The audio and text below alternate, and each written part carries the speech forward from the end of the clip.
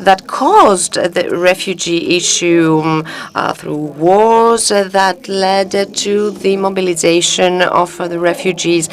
And unfortunately, this is not the last crisis or the last refugee crisis. But as Lina said, we need to look at the positive aspect. Climate change is another problem that will cause migration and the mobilization of people.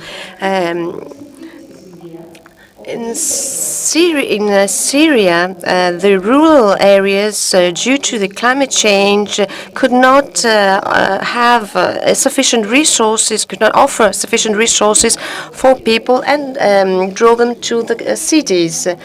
And people from the cities were left in great waves. We should bear in mind that climate change might lead to internal migration and migration in general. We should not forget that everyone is in seek of a better world to live in. We want better conditions for our children to be raised in. And we, as Greeks, we have been watching our children leave the country to find a better education, a better job in other countries. So we need to find the tools that will allow us to empower refugees, and especially women refugees, who are facing challenges on two levels. We all know what is to be a woman and try to enter the labor market, let alone be refugee women. And as Mrs. Tsaldabasi already explained, women might become victims of in the labor market, black employment, trafficking, violence, and these all are problems that will not be very easily that will not be easily mentioned or publicized by these women. We should bear in mind that the women refugees very often are invisible, in inverted commas. We have a family reaching Greece. First, we have the husband, and then women arrive under a different status. They are not recognized by the institutions. So they are under a very vague status that does not allow them to look for employment, or at least legal employment. Just imagine, for us in Europe, we have certain values and principles. Sometimes I've been hearing people say, "Oh, they should be happy that we give them jobs." No. These people who finally get a job, they should be protected in their workplace, so as to be integrated, because integration is the final objective, and we need to see how integration is implemented in the labor market. Of course, there are the linguistic problems. Many people reaching our country cannot even speak English. So it's very interesting, and should be that such a training projects like the ones organized by SEIE should be held so that these women can show their qualifications and their skills, and learn and develop new skills. And what SEIE has been doing should continue, and we, the PES women and the Pantheon University, we will be next to SEIE. Mom Learns Greek, is learning Greek. Was a program organized and implemented by the municipality of Athens, because we should not forget that it's very important that the woman of the family, the mother of the family, should learn the language and provide opportunities of socialization firstly for the women themselves, but also for their children. The municipality offers the opportunity for kindergarten and for children to spend time while these women follow these courses. So the municipality of Athens was a very good example in this. And we also have the experience of the Finnish model, where women refugees participated in a project under the local authorities, and the project was called We Studied Together. It's very important that local authorities have a role to play in this, because they know very well the local population, disparities, the missing skills that exist in their region. So in the framework of this program, women and children got to study together, to learn the Finnish culture and civilization. And later on, they would be able to follow some courses in informatics, for example. And we know that the access to online services is very important due to the pandemic, and I'm afraid that we will have to stick to this online communication for a long time in the future. So these people, the refugee women, should be able to connect to the internet and be able to help her family, but also other refugees and other families to fill in some forms, etc. But we should not forget that it's not very easy for these women to learn a language within 2 or 5 months. So we need to offer these opportunities to the refugees, and we should highlight the best practices. We should also highlight our mistakes and our failures. Another group of women refugees reaching Europe are women who have a very good CV. Spain implemented another project concerning women who arrived in an invisible, inverted commas, status, but who were doctors, teachers, etc.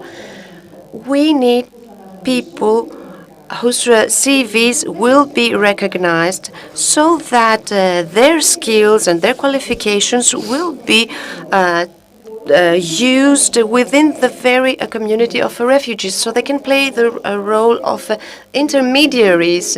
And each country could implement such a model, so as to have opportunities of mutual help. There are good practices that can be reproduced, so that the women refugees can find their way in the labor market. And a suggestion that was made by the PS and was implemented by some countries concerning tourism. It's quite simple, but it's very important. I will just explain it in 2 words. So we suggested that the women refugees could meet once every 2 weeks with the Greek women and refugee women from other countries, to exchange their experience in music, fairy tales, and stories and narrations. So through the art, through culture, through traditional fairy tales and stories, each and everyone could create a warm environment that could be used and shared and conveyed, and common points were able to, and the women could find similarities through women who volunteers in interpreting. These women were able to find some similarities, and this is something that should be our objective through European projects, through digital tools, so that we can support culture and expand this same model in the labor market, to be able to have a synthesis of a culture. This is something we cannot ignore. Similarities cannot be ignored, and the cultural heritage for all countries is the treasure of each country. So we should bear in mind that every country has its own history, its own culture, and if we promote it and if we are able to share it, this becomes a platform that creates a very warm and a positive environment for us all to live in. And the benefit of it all could also be financial nature. This is, I believe, the best way to move forward. We are here to share some of these good practices. I'm very happy that we will be able to make a synthesis of all our experiences. And I would like to hear your views on what we've been discussing so far, and make the next step, the cooperation with the university, and while facing the challenge of climate change. And we shouldn't forget that women have an important role to play in environmental issues. I would like to thank you very much for your attention. And I'm at your disposal for any questions you might have. Thank you very much, Mrs. Di Madama. I think you have given us a lot of food for thought for the discussion that will follow. Mr. Kofidis, before you make your presentation, I want you to be the final speaker. I would like to give, therefore, before that, the floor to Mrs. Elena Marinotti, the last one to speak in this session. Mrs. Marinotti is the project manager and manager of international relations in Formaper.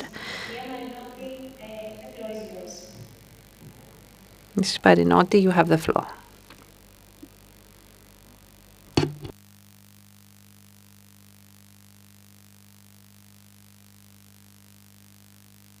Ms. Marinotti, 1 second, because we cannot hear you. We have a technical problem. Just 1 moment, please. Yeah. Now we can hear you. You can proceed with your presentation. Thank you. Okay, thank you very much. So it's a pleasure for me to be here with you to present my experience in coordinating ERIAS project and see how important results and impacts has having ERIAS in project partner countries, Greece, Italy, France, Spain, in terms of integration of TCNs in the job market and in the society as a whole. I introduce myself. I'm Elena Marinotti, project coordinator at Formaper, the training agency of Milan Chamber of Commerce, and the leader organization of ERIAS projects. Formaper has a deep experience in supporting entrepreneurship and employability of people, providing training and services in the framework of international, national, regional granted initiatives. I would like to remember also that since its foundation, Formaper, the foundation was in 1987, promotes women entrepreneurship offering an integrated model of support to women based on a mix of information, training, assistance, and mentoring services. Coming back to ERIAS targets, Formaper works a lot with migrant entrepreneurs. It created one of the first association of migrant entrepreneurs in Italy in early 90s. But before ERIAS, Formaper hasn't worked specifically in the field of migrant employability and inclusive entrepreneurship of refugees. So, at the beginning of the project implementation, I was really scared about the ambitious tasks that ERIAS gave to us, because we are a chamber of commerce. And in Italy, the initiatives for refugees are designed and implemented mainly by the third sector's organizations which are involved in the basic path of integration for refugees. And very often, the two dimensions of NGOs and business communities are strongly separated. So ERIAS was a challenge for us as a chamber to become an integration driver and to facilitate the dialogue between the business and the third sector. Together with the other Italian partner, CISL Milano, the second largest confederation of trade unions in Italy, we launched a local alliance of organizations, associations, institutions, and public administration of the territory to select participants, to detect their training needs of refugees, and to give them the possibility to face with company and employers. What we discovered is a great and urgent demand of training and support for employability by refugees and by stakeholders also, because very often the intermediary bodies deal with the refugees with good potentialities which are stuck in an assistant framework with no links with the job market, and this is very frustrating for everybody. It is needed is continuous training to improve vocational and soft skills for employability, because the few people we need have the tools to approach the local job market. In designing ERIAS trainings, the approach was concrete and very customized on each profile of TCNs. We were learning also because the target is very varied, coming from different countries and with the most diverse stories. I will present later in detail the activities we implemented in Milan. I only say that in Italy we trained 44 third country nationals, mainly refugees, on soft skills for employability, and 39 would-be entrepreneurs, mainly migrant, long-term residents in Italy, through orientation seminars, which are still under implementation. The profiles involved in the two components, employability and entrepreneurship, are different and they have different characteristics. Starting a business, even if a micro business, needs framework situations that very often in Italy are not finding refugees and asylum seekers. But we cannot exclude, according to our experience, that the first component and target could nurture also new entrepreneurship. Through ERIAS, we have given to participants an opportunity of personal development, not only empowering knowledge, such Italian language or communication and other abilities, but also helping refugees and third-country nationals to better define and focus on their personal and work objectives. ERIAS has given also to partners and trainers the opportunity to learn, to face many challenges in a very tough time, try different methodologies and training techniques due to the pandemic, and deal with sometimes incredible life stories, discovering new perspective to see life. A representative of an NGO told us that for participants was very, very impressive to come in the premises of the Chamber of Commerce to have training.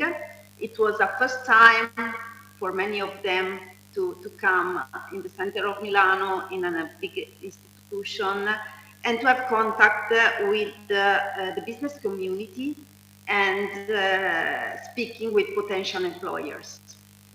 Local companies which need now the workforce were extremely interested to have potential workers trained by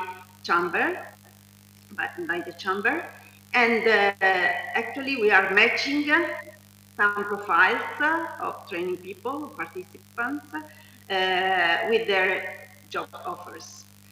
So, ERIAS trainings and initiatives have created here new networks and empowered people, empower refugees involved, taking, I strongly believe, a fundamental step to integration for beneficiaries.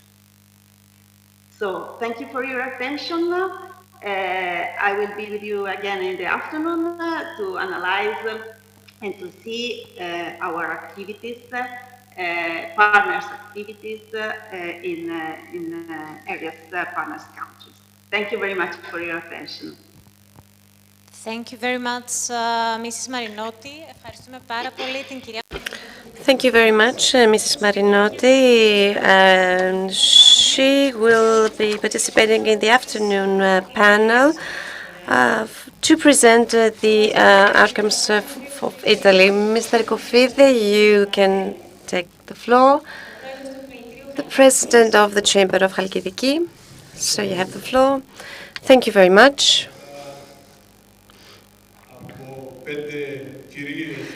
After 5 ladies having said everything, I'm quite at a disadvantaged position. I have not so much to add. Dear ladies, thank you very much for your invitation. My dear friend Lina, Mrs. Ikonomakou, the previous president of our chamber, thank you very much for your invitation. I'm representing the Chamber of Chalkidiki. I'm the president of the chamber, and it's quite hard when talking about refugees, meaning talking about pain, sorrow.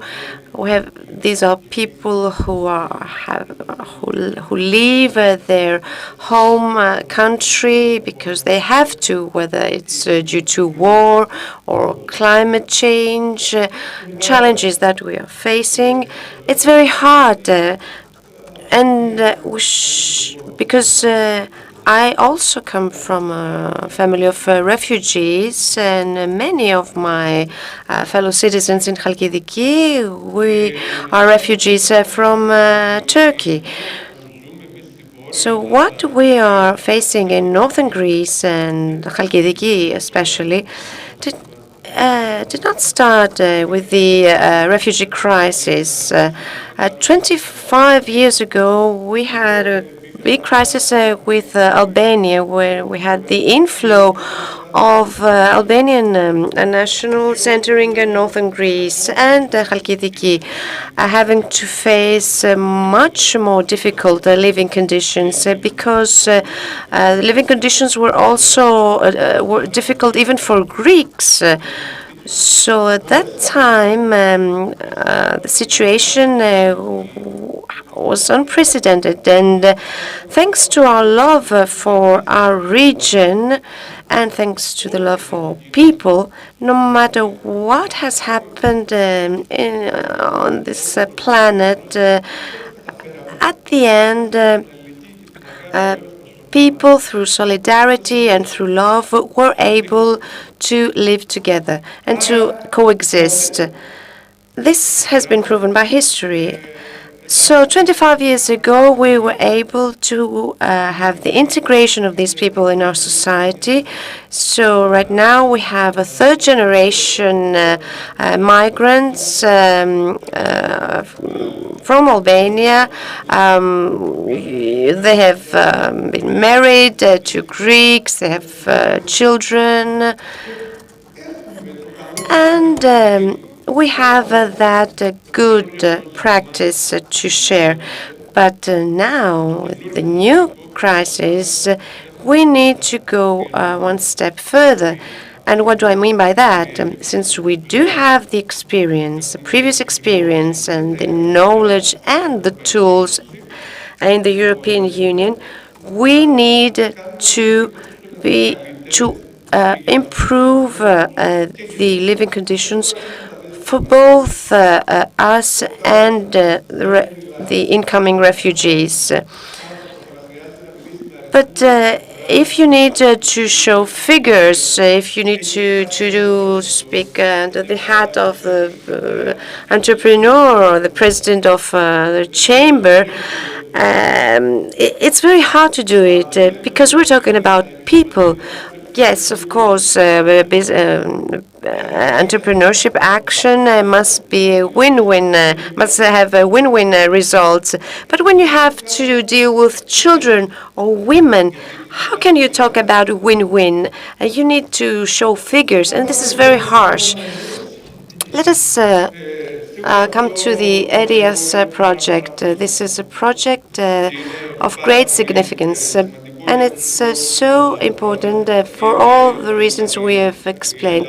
All partners from Greece, Italy, Spain, and Bulgaria will try to implement the approach of ERIAS for third country nationals so as to help them enter the labor market and society, because this is what is most important. And the project tries to create a checklist for enterprises so that they will be able to overcome hurdles in the integration of the refugees. Mentoring services, consultation services will be made. A guide, a vademecum, will be created for good practices of dealing with integration of refugees. 13 partners will reach out to more than 1,000 participants who will take part in the actions. And the expected impact is to see a more accelerated integration of refugees in the labor market, and a change in the mindset of the people in the country of destination. So we'll need to assess the skills of third country nationals and select the participants who will participate in the training programs that will take place. And a very recent piece of news is that I met with Mrs. Vuldepsi, who is the competent Deputy Minister of Migration, and we, the Chamber of Chalkidiki, suggested to have the integration in the training schools, new programs, new vocational training programs in the sector of restoration, tourism, but also in the secondary and tertiary sector that will be addressed to refugees. Most of you might know Chalkidiki as a tourist destination, but Halkidiki has a very vivid primary and secondary sector. We have high-quality products that are exported throughout the world, and in our region and in the GDP of our country, the impact of our products in the secondary and primary sector have a very important role to play. But we need great numbers of manpower. We explained that to the competent minister, and from January and onwards, we will be able to have the integration of these training actions addressing refugees of third country nationals in projects of our training schools. And through ERIAS, we will have the implementation of an online training program supported by the adequate educational material. And in Halkidiki, we will have the creation of an info point to inform and support migrants and refugees concerning the work and their rights and their opportunities for employment. In our prefecture, in the prefecture of Halkidiki, in cooperation with other prefectures, we will try to have a mapping of the needs of enterprises and their demands, so as to prepare the future enterprises, future employers for later on. We need to create new databases, and we should always bear in mind that challenges like wars and climate change are driving populations away from their home countries. We need to protect these people, we need to support them, to help them integrate in our societies, and see them as people and not as tools or workforce. Thank you very much, and I'm at your disposal for any questions. Thank you. Ευχαριστούμε πάρα πολύ τον κύριο Κουφίδη. Thank you, Mr. Koufidis. Now I shall give the floor again to Mrs. Tsaldabasi in order to begin the discussion, the panel discussion. Thank you. Έλα, για χαρά. Λοιπόν, ευχαριστούμε πάρα πολύ. Thank you very much.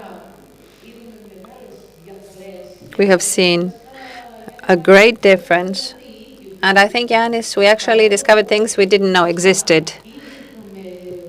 As you well said, we had already experienced a very strong migrant flow 25 years ago, mainly from Albania. But I think we were about 5 or 6 at the time, right? But the Greek society was totally unprepared for what we had to face. And in places such as Halkidiki, in Greece we had the Greek Association and the Chamber of Commerce of Halkidiki and of Iraklio in Crete. Financially, are at a similar status. They are two major tourist destinations, Halkidiki and Crete, which have a very significant primary production also, secondary production related to the primary sector, but not only. So, a great demand for employment because they have a very strong macroeconomy. And at a point in time when we were looking for laborers, and that's still the situation, there were these people next to us who were suffering financially, and we didn't know how to approach them. That is before the project was run. How did the society react? Well, I must admit things were difficult. First, we need to be honest. It was very difficult not so much for companies active in the agricultural sector, where people are working in the countryside doing agricultural labor, but rather in companies which are housed in offices, in processing plants, etc. The situation there is or was quite hard, and in some cases still is. On the other hand, we're all people, us business people as well. The need of the entrepreneur to find workforce often overcomes many of the reservations or concerns he or she might have regarding people of a different race, people he or she does not know, or people of a different religion. However, as time goes by, and as the need, because as Lina said, Chalkidiki is a blessed country and region, and there's a great need for workforce. And it is precisely this need, I believe, that will smoothen over this situation much faster. Through the program that we have agreed with Mrs. Vultepsi, and let me speak in numbers, we're talking about a daily wage of 25 euros per worker that will be subsidized.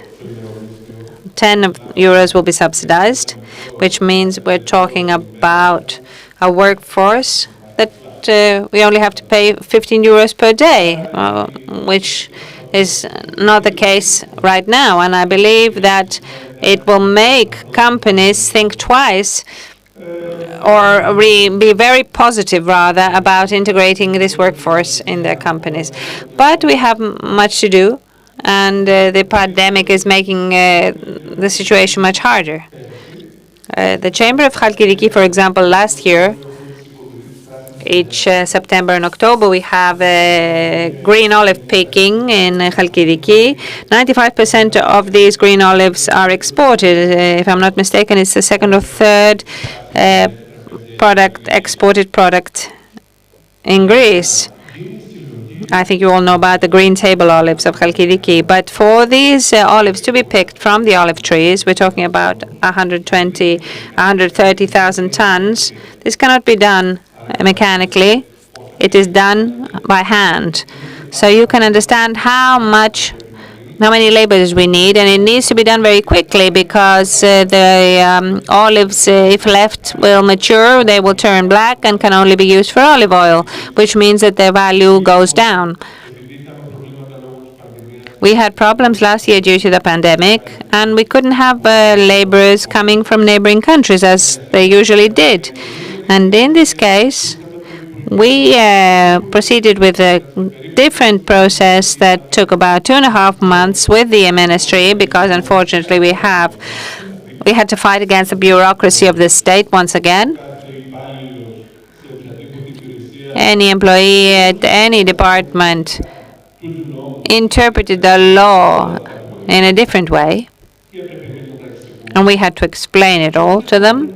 Nevertheless, there was such a great need, and this had to be done so quickly, otherwise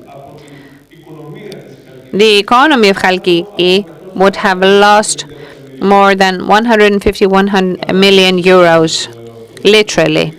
You know what damage this would have caused to the people involved.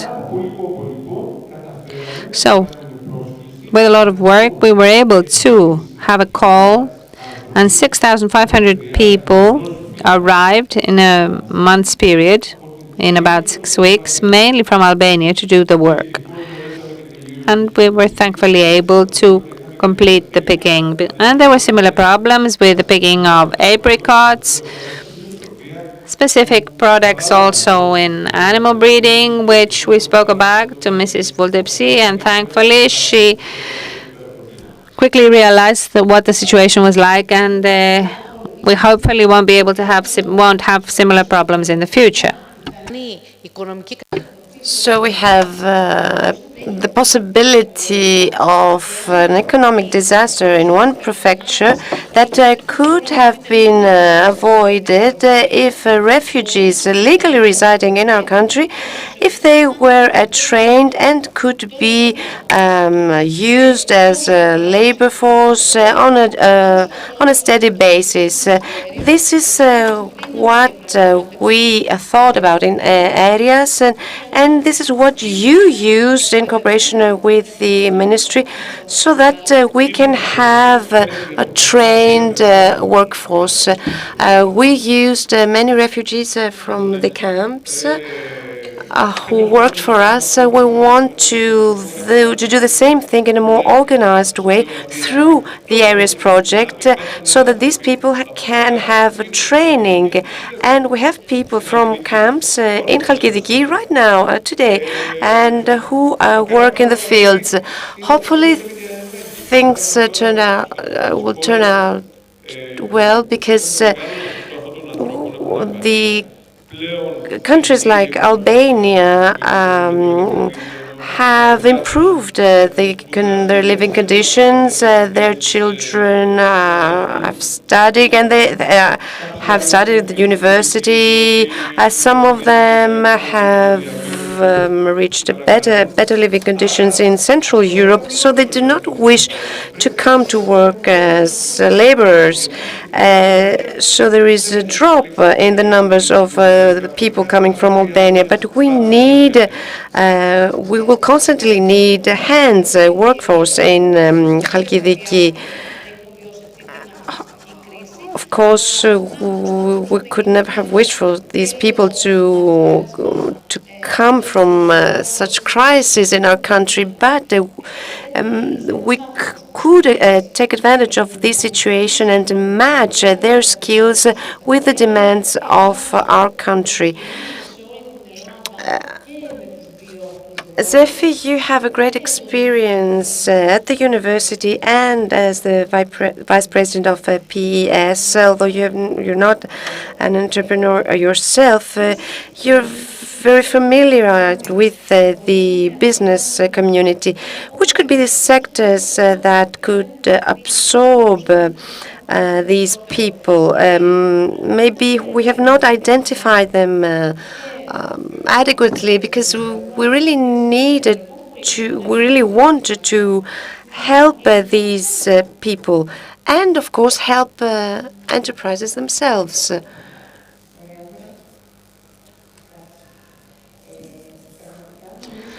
Indeed, I believe there's great potential, and the president of the Chamber of Chalkidiki mentioned several, and of course we should not find solutions ad hoc, always in a very hasty way, just to find a short-term solution.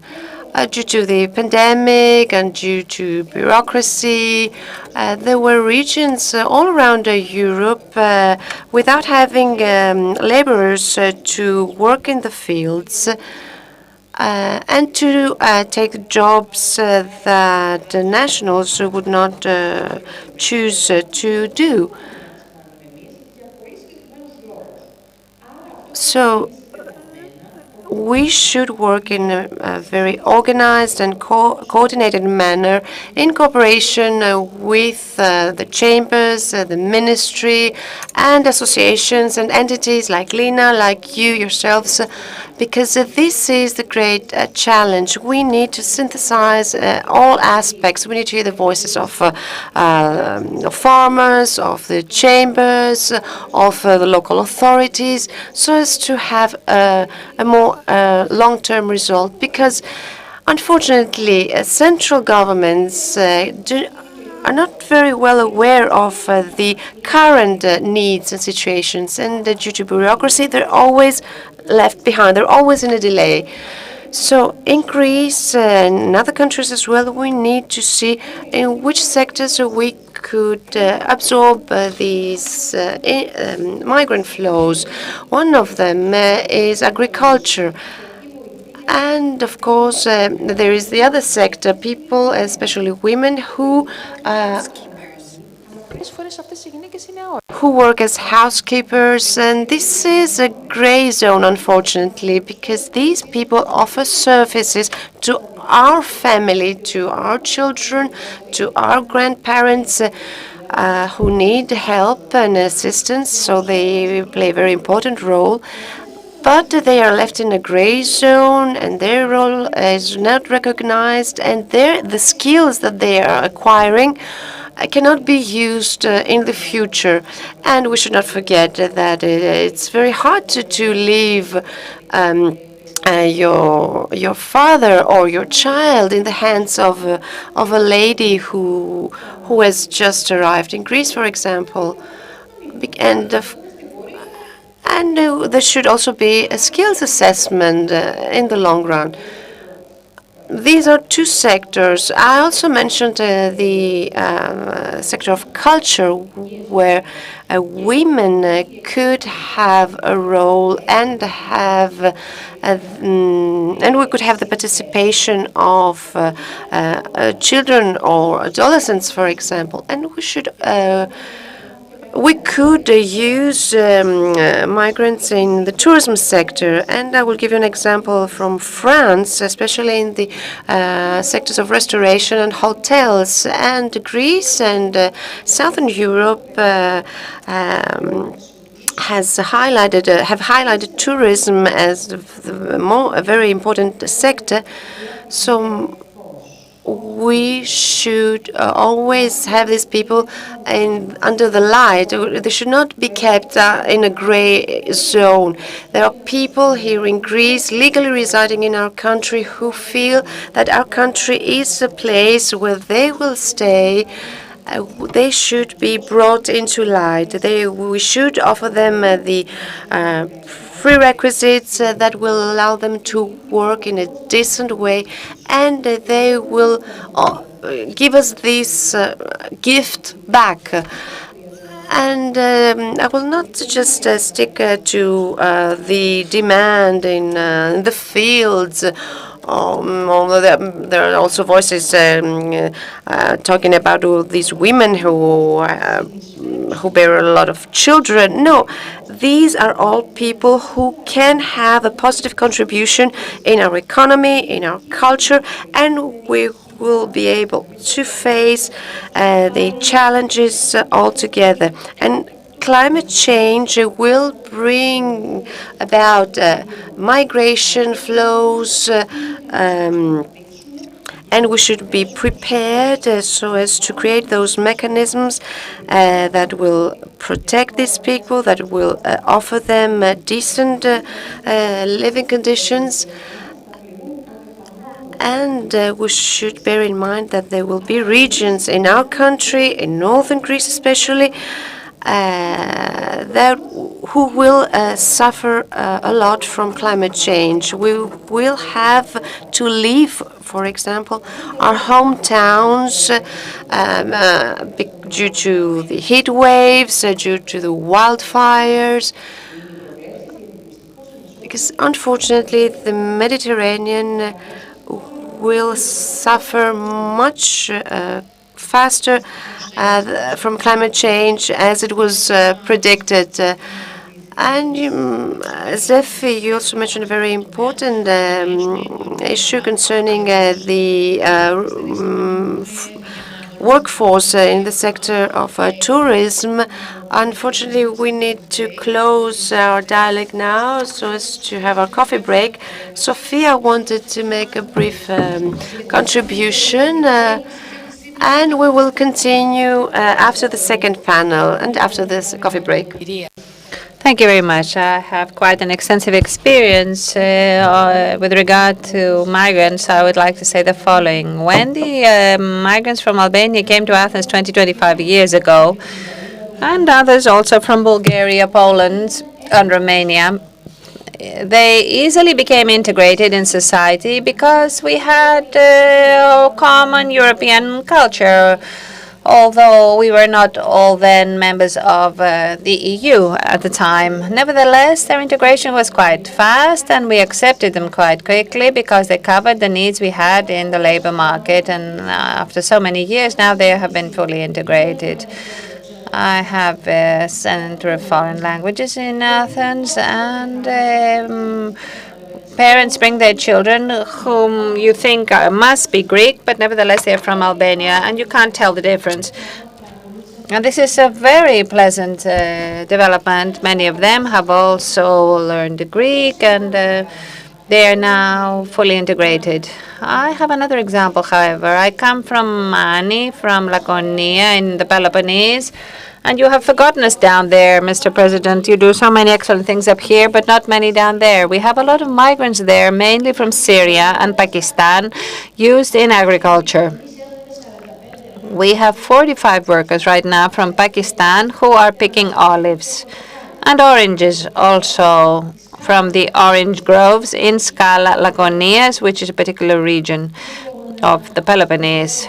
So we offer them accommodation, and they also receive an ergosima, something like a labor stamp of 30 euros per day, instituted by the state.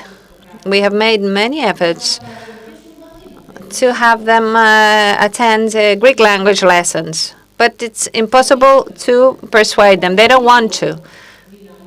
When they get a bit more independent, they leave and go to other European countries thinking that they will have a better future there. So I don't know how, rather, the situation is a bit better with the Syrian people. They want to learn Greek, but they want also to become more independent and leave.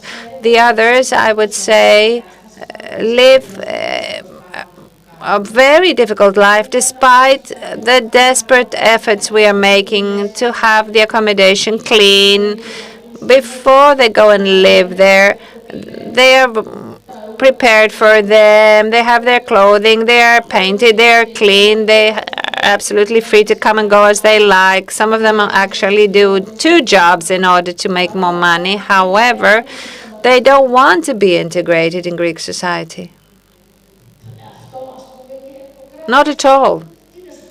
And what can the state do in this case? You have instituted, the current government has instituted the labor stamp of 30 euros. What more can they do?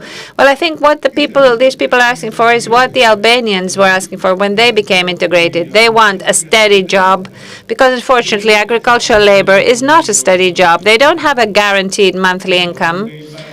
The production ends, they stop working. Well, we want them continuously in the Peloponnese, yes. Well, what they need to understand is that they will have continuity in their income and also similar living conditions to the ones they are looking for in Central Europe. When the borders with Albania opened up many years ago, many of them went to Italy and other countries. A lot of them stayed in Greece, however. They don't want anything different to us. It's not that they like a country of Northern Europe more than they do Greece, where, for example, the climate is much better and it is closer to the climate in their own countries. So if we are able as a state and as a society to offer these people what they need, then I am certain, and we have experienced this with the refugees who came 25 years ago, that they will remain in Greece. Okay, I think we need to round up the panel. These people need stability and good living conditions, and that's what we should offer them. Thank you very much to the Chamber of Chalkidiki, the Vice President of PES, Mrs. Dimadama, Mrs. of our dear friend who has been a mentor and trainer of refugees repeatedly in the past, and that's why she is here with us on the panel. And thank you for your intervention. We shall continue our public debate after the second panel so that we don't exceed our agenda. 20-minute coffee break so that we can start on time.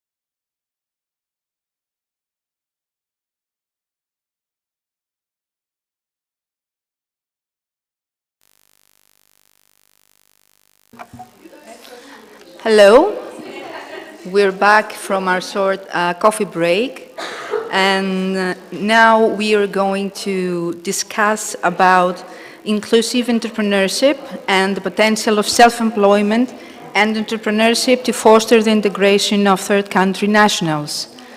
And for this very interesting discussions, we have four exceptional ladies with us today. So I would like to welcome here in the panel Ms. Britt-Marie Torstensson. Would you like to come here, please? Mrs. Charlene Lambert,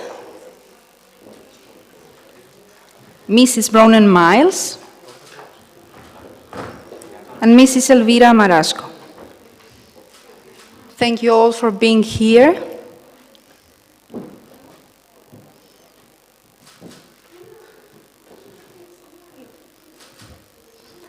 And we will start this panel discussion with Mrs. Britt-Marie Torstensson, Chairperson of WINET Sweden and Chairwoman of Women Entrepreneurship Platform. So would you like to come, please, and start with your presentation? Thank you.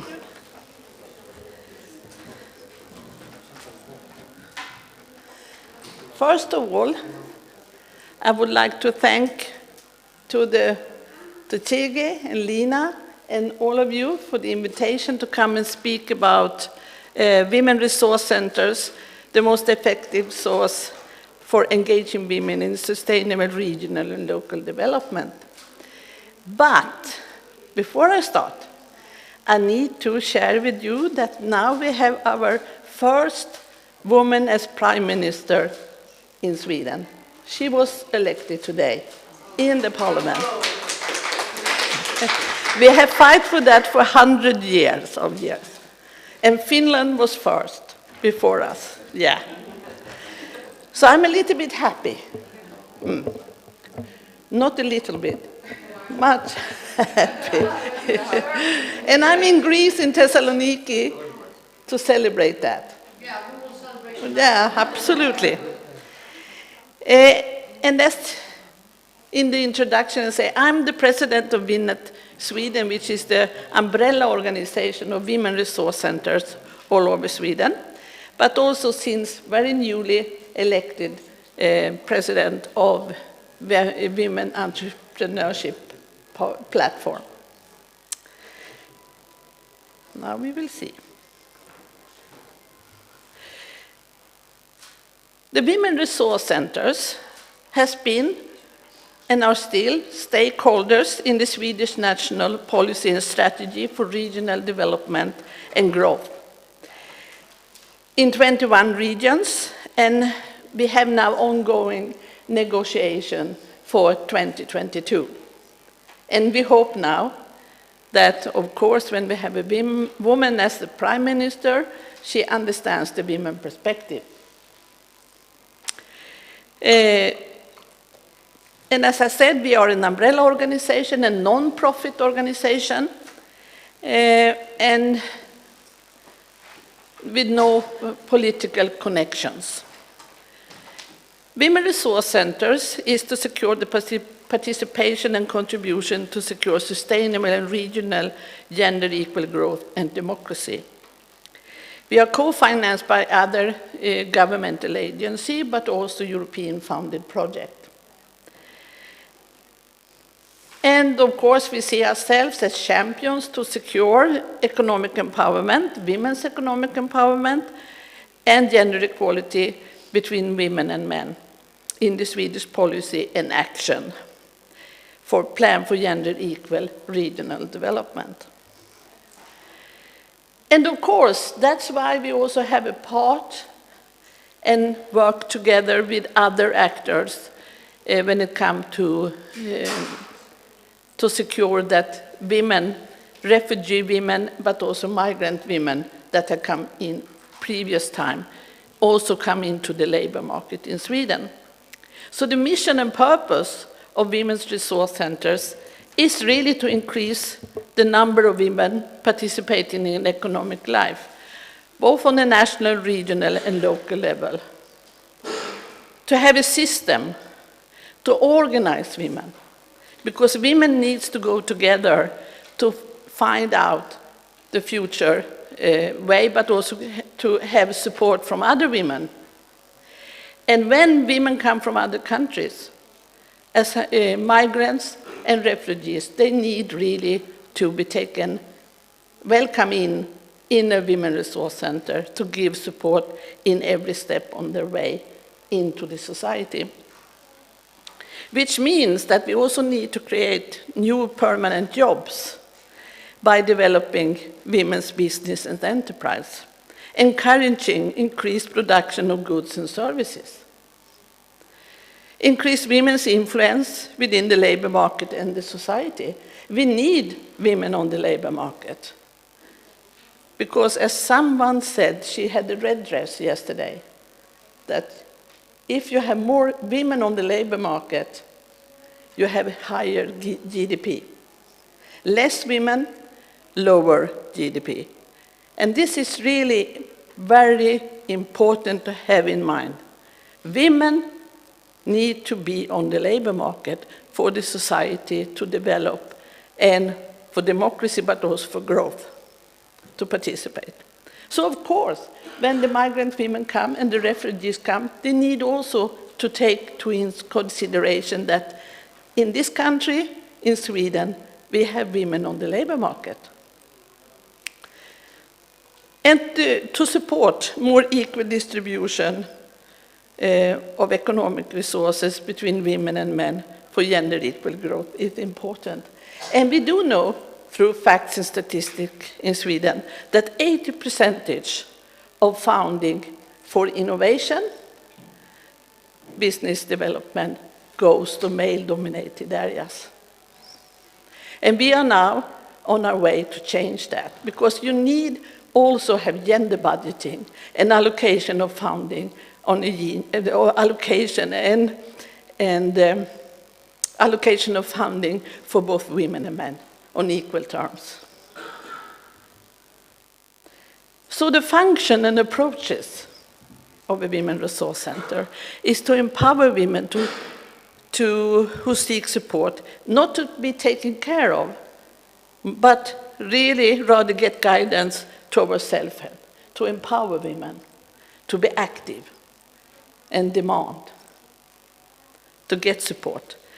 But also direct services to women, including training and mentoring, enterprise support, education, and finance. Which means that you need to, in a Women Resource Center, have the partnership and network to other actors, public authorities, business, researchers, to really go together to find solutions and also methods for how to deal with this. And most of all, the job centers, because in Sweden, the municipalities has a responsibility to secure this on the local level, even if they get support from the national level. And of course, the Women Resource Centers then work a lot and cooperate with the job centers. And also to mediate contacts with women networks, including business and finance, enterprise authorities, like the chambers in the end, international contacts, and media. This is important, because therefore the Women Resource Center is a meeting place for women to define the needs and the future for themselves. And also to create network with other women in the society. So the networking on different levels is important. Both that you work with the individual person, then how to an organization, but also then to develop the society to be more gender equal, which means that you also put in gender budgeting in all policy and actions. So what we are calling the quadruple helix partnership means that we work with politicians and decision makers, at all levels in the society, private company, business, researchers, other NGOs. Because in Sweden you need to have gender and gender equality in all actions. Gender mainstreaming, we call it. But gender mainstreaming with only words will not be nothing if you don't do an operational agenda for it. Sorry for that. So our red thread in our organization is networking in partnership in thematic areas for regional innovation within entrepreneurship, business, labor market, digital issues and the gender gap, pay gender gap, transnational cooperation and rural development, which means we are in the regional policy, we call it in Sweden, but connected to the business. So we have the committee in the Swedish parliament that we have contact with on these issues. We have also partnership in European Baltic Sea region, working with these issues, and we have support of the Swedish Institute to do that. We have networking participation with the Eastern Partnership countries, which means Georgia and Armenia, but also the other countries, and which have also support from the Swedish Development Agency, the Swedish Women Lobby, and we have also a Winnet Baltic Sea region network, but also Winnet Europe network. And we deal with different thematic areas, but mostly the focus is on innovation and entrepreneurship, which include women coming from other areas of as refugees and migrants. So it's a way to connect in the system to what is happening in Sweden today. But also the analysis of good practice, what we have done, and elaborated action plans, which we also use them to develop methods, how to meet women coming as refugees and migrants on a local level, but also on a regional level, what is needed. So that's why we also focused on women that come with less education, but also high education women need to get guidance to have their previous CV validated as doctor, nurse, or teachers to come into the Swedish labor market within these issues. We have also then a Winnet Center of Excellence, which is an interactive combination of policy evidence research between theory and practice. It's placed at the Stettin University in Poland, but the network is in Europe and beyond. Just to have focus on women's economic empowerment. That was just this partnership, and also the Winnet Goes East, that we have the partnership in the Eastern Partnership countries, but mostly in Armenia, where they have women resource centers or built up in all regions now. All this work is depending on our European cooperation with other countries within Interreg since years back, but it was also finalized in 2010 to 2011 in an Interreg 4C capitalization project called Winnet 8, 8 countries, East, West, North, and South was participating to see how Women Resource Center could be a hub, as an innovative hub for women's participation on the labor market, including immigrant women. So we have that, develop a policy recommendation plan, and also the best practice, how to deal with this, which also show a lot of what we have done over the years in these countries. It has been presented at the Commission, but also in the Parliament. and then develop further in the Baltic Sea region, because the European Commission would like us to do that. Which means that we also presented in all regions a plan for how to include gender equality in development at the local level, how to include women, the women perspective in all actions. We did also a handbook for how to run a women resource center successfully, which is also have been translated to Chinese, as I understand, but also Russian, Armenian, and English. So the model is more like the WINET model that we used to have. We need to have information and facts and statistics to act, which means now that we look at the situation for immigrants and refugees in Sweden, we can see 45% of the women coming from abroad are unemployed. When it comes to the Swedish women, we have 77% of employment. So we need to do something, how to change and how to use the methods that we already have developed. So then we need, of course, the researchers, but also we have the Women Resource Centers as hub for meeting place. Then we do workshop, know-how platform to see how can we deal with it, to develop together with our partnership a plan for focusing on the situation, the challenges that we have, and then do conferences.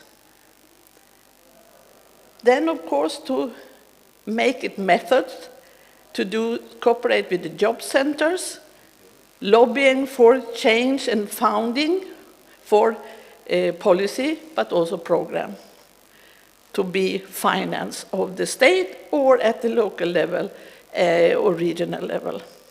So you combine activism, working directly with women, also to have a push and policy exchange, but also change of policy to really put in the women perspective.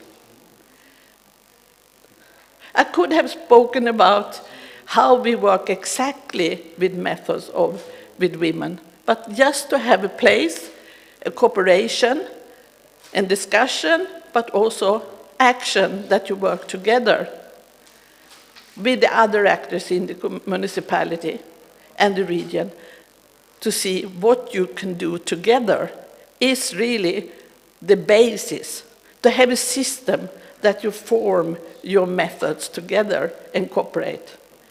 But also that women organize themselves. That is also the first thing you need to learn. Organize women. Women need to organize. To create strong partnership in your country's region, between local municipalities, but also cross-border. And when it comes to rural development, it's the same. So this is really what Women Resource Centers are about, that you solve a positive action, combining with gender mainstreaming for change.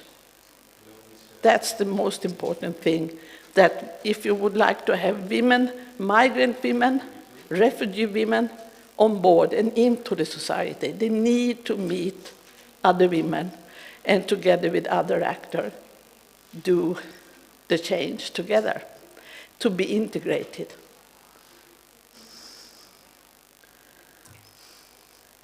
Here is some link that could be of interest. And thank you for listening to me.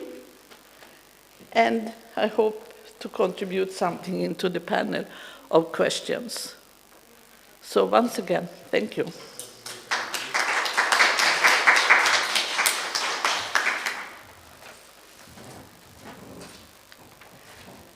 Thank you very much for this wonderful presentation.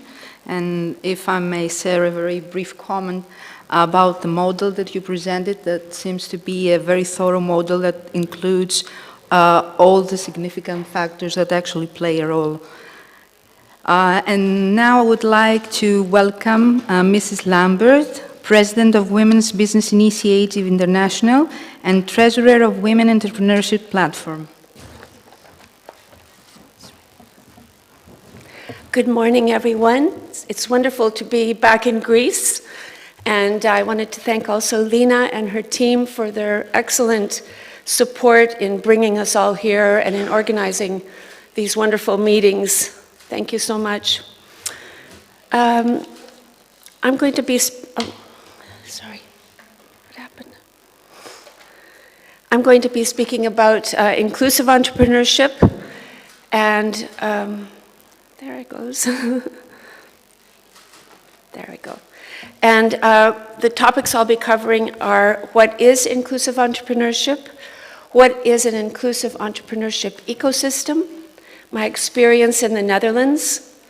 I'll talk about the Better Entrepreneurship Tool, and then I'll talk about spreading the word. Now, before we begin, I wanted to share this picture with you. This is my first time I was in Greece, many, many years ago. I won't tell you how many years ago. My sister and I were there with some friends, and we had a wonderful time. I have a very fond memory of this trip to Greece, and I'm particularly happy to be here. And what I wanted to mention is that I had been a student in northern France, and I was coming to Greece on a holiday. I had an Achilles tendon problem, and the French doctors I had seen couldn't help me.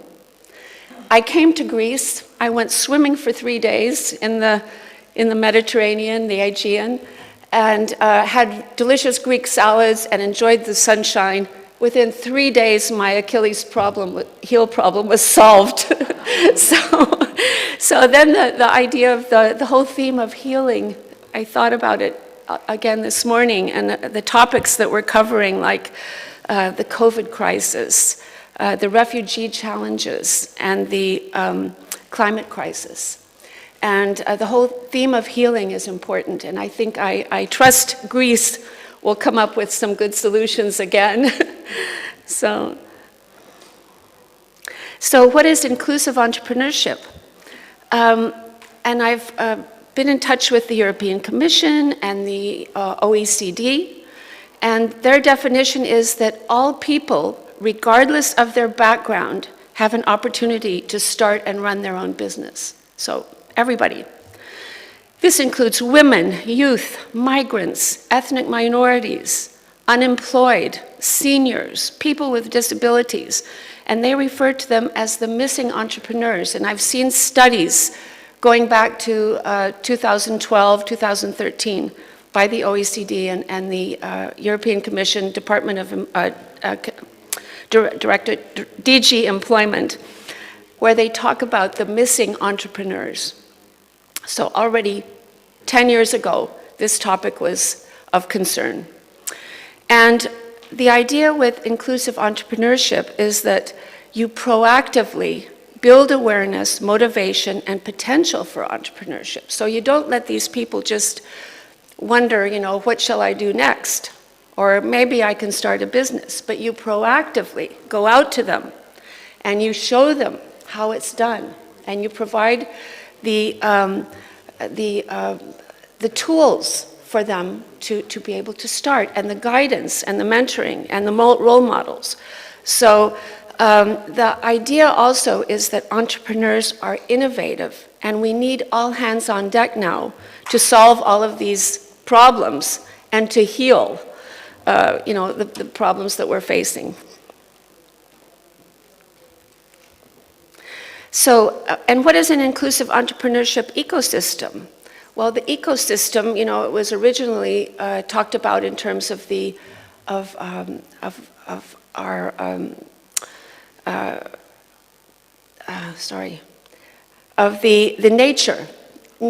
and the ecosystem is the nature we live in. It's the sea, it's the air, it's the land. That's the ecosystem that we talk about in biology. but it's also an ecosystem that surrounds us when we want to start a business. And the Kaufman Foundation, which is a very well-known foundation supporting entrepreneurship, said that strong ecosystems allow entrepreneurs to quickly find the knowledge and resources they need to succeed. And it also is an ecosystem that addresses barriers, such as access to finance, acquiring entrepreneurial skills, building and accessing networks, and fostering the entrepreneurial culture. Governments can use tools to level the playing field, and these can include training, coaching, and mentoring, providing access to finance, microfinance, influence social attitudes, and influence framework conditions for self-employment and business creation. And on the right, you see pathways to decent work involve all of these elements like policies, finance, culture, markets, human capital, and other support that can influence whether or not someone is able to and willing to start a business. Now, I don't think you can read this very detailed slide, but my experience in the Netherlands is quite interesting because we have an impression that the Netherlands is very open and very tolerant, which is true. The only other thing is that the Netherlands scores quite low compared to other developed countries on the Gender Gap Index. The Gender Gap Index is a worldwide index that rates different countries according to certain criteria. And countries such as Rwanda, the Philippines, Albania, all score higher than the Netherlands on the Gender Gap Index. And this slide is from the European Commission's study of women entrepreneurs in 2014. And the very highest line is the Netherlands, and what that represents is the number of women entrepreneurs who are part-time entrepreneurs. So the Netherlands excels at part-time entrepreneurship. But what that means or may mean is that women don't have are responsible for all the care programs or all the care needs in their homes. So they can only devote half the time to their business. The other point that raises is that they aren't able to scale up their business because they only devote half of their time to their job, to their work. So the other point that I found out in the Netherlands just recently is that only 5% of farms are managed by women. And this was also shocking when I learned also that countries like Latvia and Lithuania, it's around 45%. And of course, this can also reflect other needs. For example, there may not be other employment opportunities in those countries, but still, I think it's something that should be looked into. And I finally want to mention the importance of entrepreneurship to internationals. And I happen to be an international expat in the Netherlands. And I'm aware, although I speak average Dutch, and I could find employment in the Dutch employment system, I know a lot of expats and internationals who don't speak Dutch. And so they are particularly in need of starting a business of their own because they can't fit into the Dutch employment system. And I think that's like that in many countries, also with regard to migrants. Now, one of the tools that I became aware of is the Better Entrepreneurship tool. And I found this, we've met with the people from DG Employment, and they shared this tool with us, and I've used it, I've shared it with a number of contacts. And what it is, it's a tool, it's a software tool that local municipalities, provincial governments, chambers of commerce, national governments, companies can use to measure how strong they are in inclusive entrepreneurship. And this tool highlights in particular women, youth, and social entrepreneurship. And they are in the process of expanding it to include other minority groups. But right now it's still with these 3 groups. And so you can use the tool, you can sign up, use the tool and measure how good you're doing, and you can compare with other organizations, other municipalities, other provinces, and see how you're doing. You can connect with them. Maybe they're doing something really great that you can learn from. And so I would like to just play a very short video. I think George is going to play the video for us. It's very short, and it just introduces you to the tool.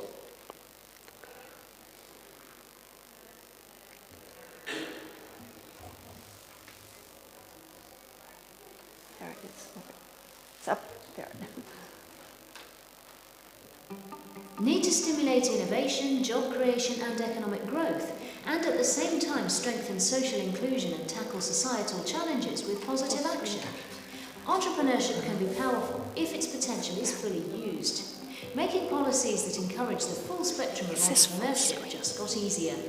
Better Entrepreneurship Policy is an online tool that helps you create public policies that support youth, women, the unemployed and migrants in business creation and becoming self-employed, and helps social enterprises to start and develop their businesses to address societal problems. From the easy-to-navigate homepage, take a self-assessment in inclusive or social entrepreneurship, score your city, region or country from 0 to 10 against good practice statements, get an instant breakdown of your policy environment, showing where you need to take action, and explore the resources that will support your policy design and implementation with guidance material.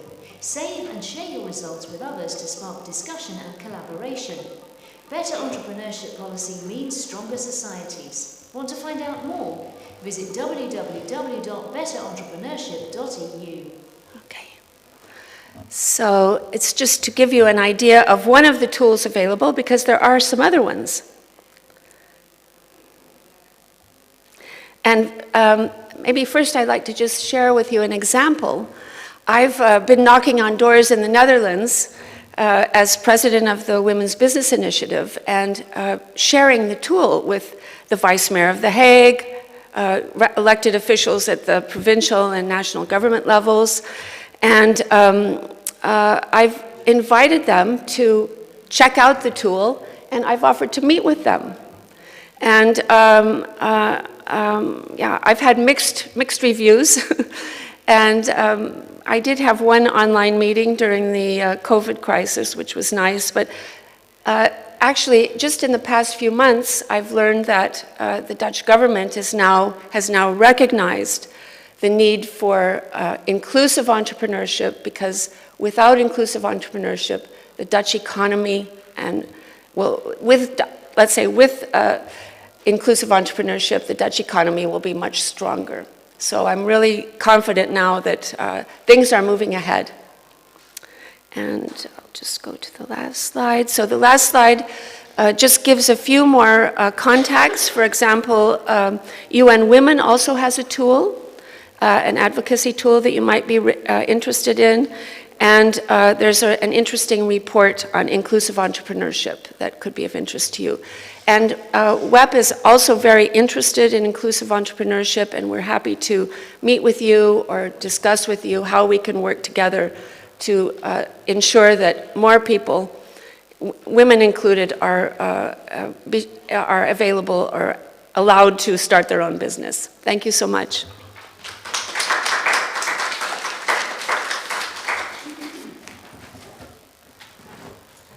Thank you very much, first of all, for highlighting the importance of inclusive entrepreneurship, and also for suggesting us the Better Entrepreneurship tool. And now I'd like to call Mrs. Miles, Senior Policy Advisor at Copa Cogeca.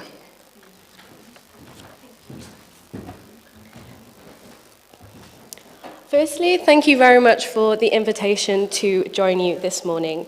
My name is Branwen Miles, and I'm a policy advisor at Copa Cogeca. And firstly, let me just quickly, briefly introduce Copa Cogeca for some of you that may not know. We are an EU umbrella organisation based in Brussels, representing a wide range of farmers and agri-cooperatives within the European Union.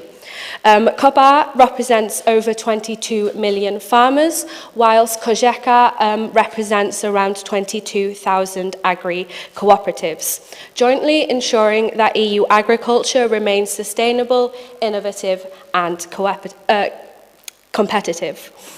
Today, I'd like to focus on how agriculture sector can be an opportunity for migrants, but in particular for migrant women and in return for rural areas. Firstly, as a member association, we have around 40 different working groups that cover different aspects of agriculture, from biodiversity to livestock production, for example. And as part of my role in the association, I coordinate our Women's Committee, which is composed of women in agriculture across 26 EU member states. The committee represents at European level women in agriculture, whether they be farmers themselves, are associated with agriculture or other rural activities, farming families, or agri-cooperatives. The committee provides a platform to highlight the challenges faced by women in agriculture and rural areas, as well as ensuring a gender perspective to agriculture and rural policies. We work with other stakeholders like the Women Entrepreneurship Platform to promote gender equality policies and to support women farmers. One of the ways we showcase the invaluable contribution they make to rural development, forestry and farming is through our biannual Innovation Award.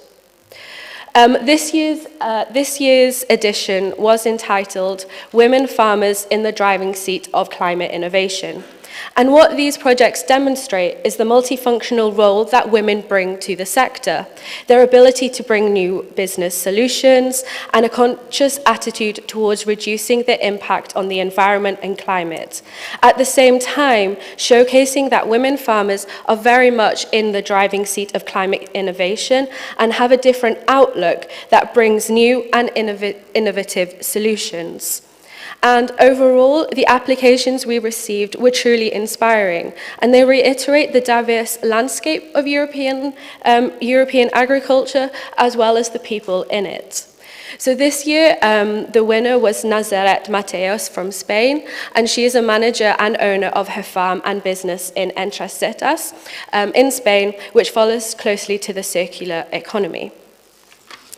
But I hope that by promoting these initiatives across Europe, it can give others the confidence to do something similar, but also to drive support and recognition for the valuable role that women play.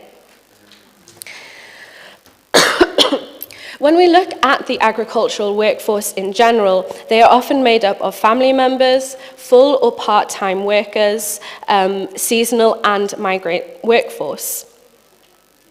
And the COVID pandemic very much highlighted the importance of the sector and continued labour supply. During the height of the pandemic, supported by Giopa Copa, we worked and continue to work with EFAT to ensure the health and well-being of workers in agriculture. And agriculture remains a major employment sector in the EU. There is roughly 20.5 million farms in the EU and 20.5 million people working on 10.3 million farms in the EU, and this accounts for around 4% of the employment in the agri sector in the European Union. And as some of you may agree, in Europe, farming has traditionally been a male-dominated sector. And this has resulted in not only a limited number of women in farming, but also a demographic change in rural areas. We see migration often of young women to towns and cities in search of better opportunities. And there's also a limited number of people who find moving to rural areas attractive. There's often limited employability, opportunities, and limited infrastructure, etc., and other examples. However, this doesn't have to be the case. As part of our work in the Women's Committee, we want to see more women coming into the sector, and in return, this means attracting more people to rural areas. Often, the multifunctional activities being carried out on farms are driven by or with women, whether through innovative approaches to land management, agrotourism, direct selling of produce, or community approaches. They bring different ideas, models, and ways of thinking, which are important when addressing key farming challenges. What we need to ensure is that rural communities are equipped with attracting new talent. The transition towards a more sustainable production method and lifestyle represents an opportunity for the agri-sector and in return for rural and migrant women. Women are well placed to adapt and incorporate agricultural techniques in changing environmental conditions, and they are already leading the way in different activities, such as I mentioned before, the direct selling, agritourism, and social farming. When we talk about the CAP, the new CAP strategic plans include specific objectives to promote employment growth and gender equality, including the participation of women in farming. In the current proposal, member states will have increased flexibility to address specific needs identified in their assessments. This includes gender-specific interactions such as investment support, knowledge transfer, or local action for women or to women. For women to be at the forefront of these green and digital transitions, we need to ensure that they are there in the first place. And to reiterate my colleagues today and yesterday, we need more women. But first, this means that the obstacles that impede their participation, such as, for example, access to land, financing, lack of opportunities, etc., are removed, and that they are able to access training, advisory services, and more that are adapted to their specific needs. And I think that's the key, is that it needs to be adapted specifically. And that's why I think projects like ERIAS, dedicated organizations like WINIT and SEGA, for example, have an important role to play. Thank you very much.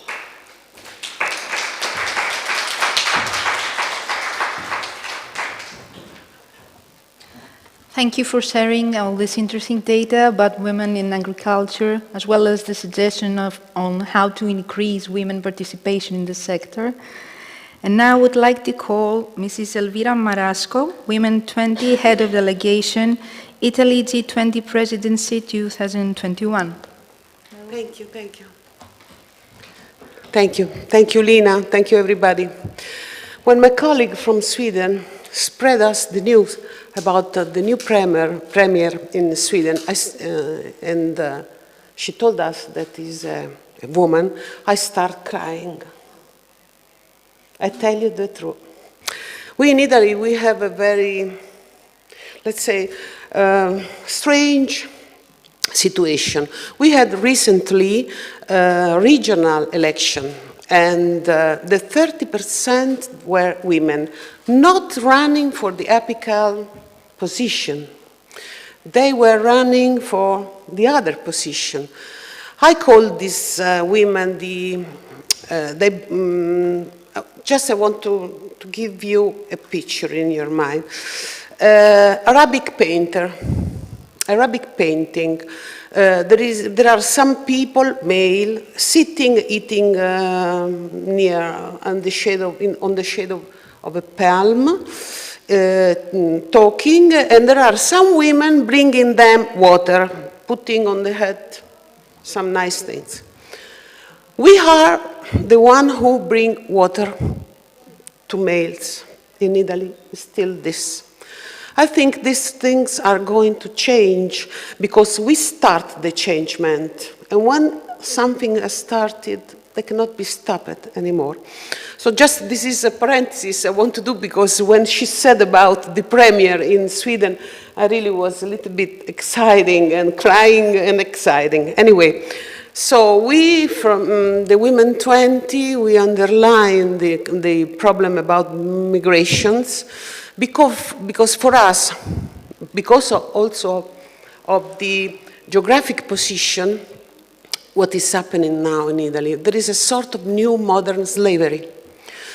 Before, during the 70s, Italy was a perfect place where to do migration. People from East Asia especially, they came to find a new job, a new future, and they really, especially in the north part of Italy, they established it in a good way, and they still are there. So now the migration that we suffer is different, because people, they escape from wars, from situation, their women especially, they are very penalized.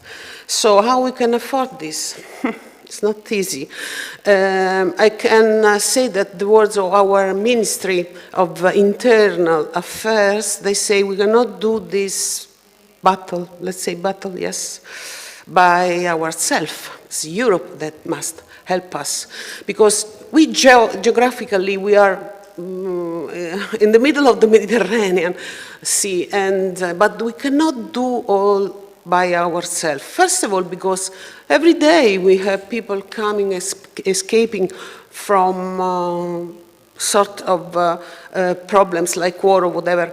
I think everybody knows about this big problem. I want to underline one thing, that this kind of migration is parallel to another kind of migration from this area, from Balkan area, that a lot of women, they came in Italy to find a job. Especially they are employed in the caregivers sector or in the cleaning sectors. Sometimes some of these women, they are overeducated, and but they not find the possibility to do the proper job. There is a sort of I don't want to use this strong word like criminal association, but it's something that looks like. And now, at the moment, we don't have really the resolution of this.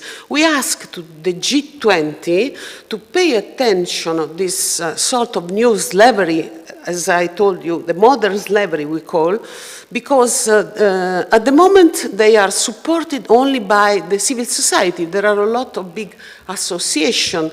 They take care of these women that sometimes they came, they have maybe the possibility to do a job, but underpaid.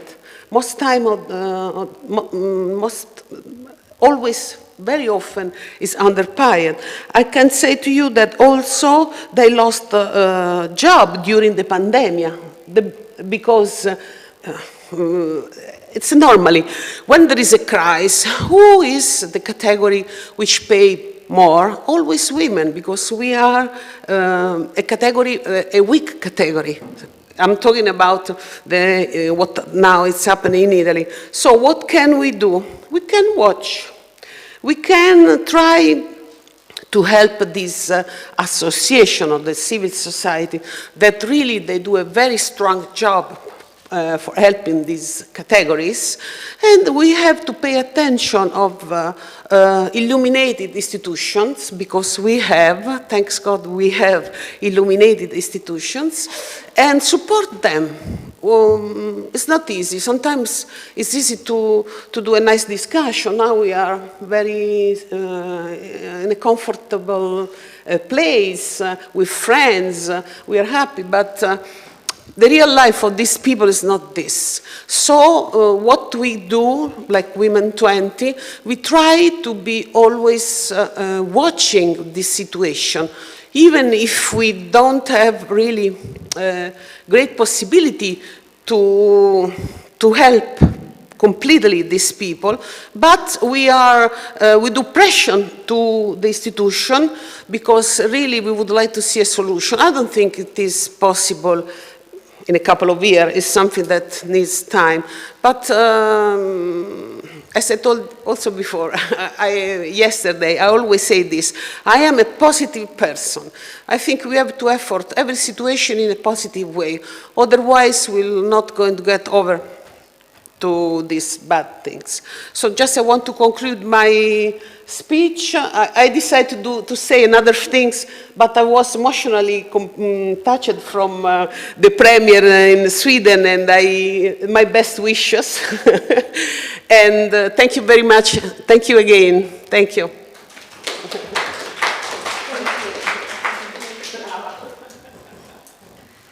Thank you very, very much for that speech. We wish we had more time in order to further the discussion, but unfortunately we're running out of time, so we need to move forward to the next panel, which is ERIAS in participating countries. So before that, I would like to thank you all for being here. Ms. Torstensson, Ms. Lambert, Ms. Miles, and Ms. Marasco. Thank you very much for that very interesting panel discussion.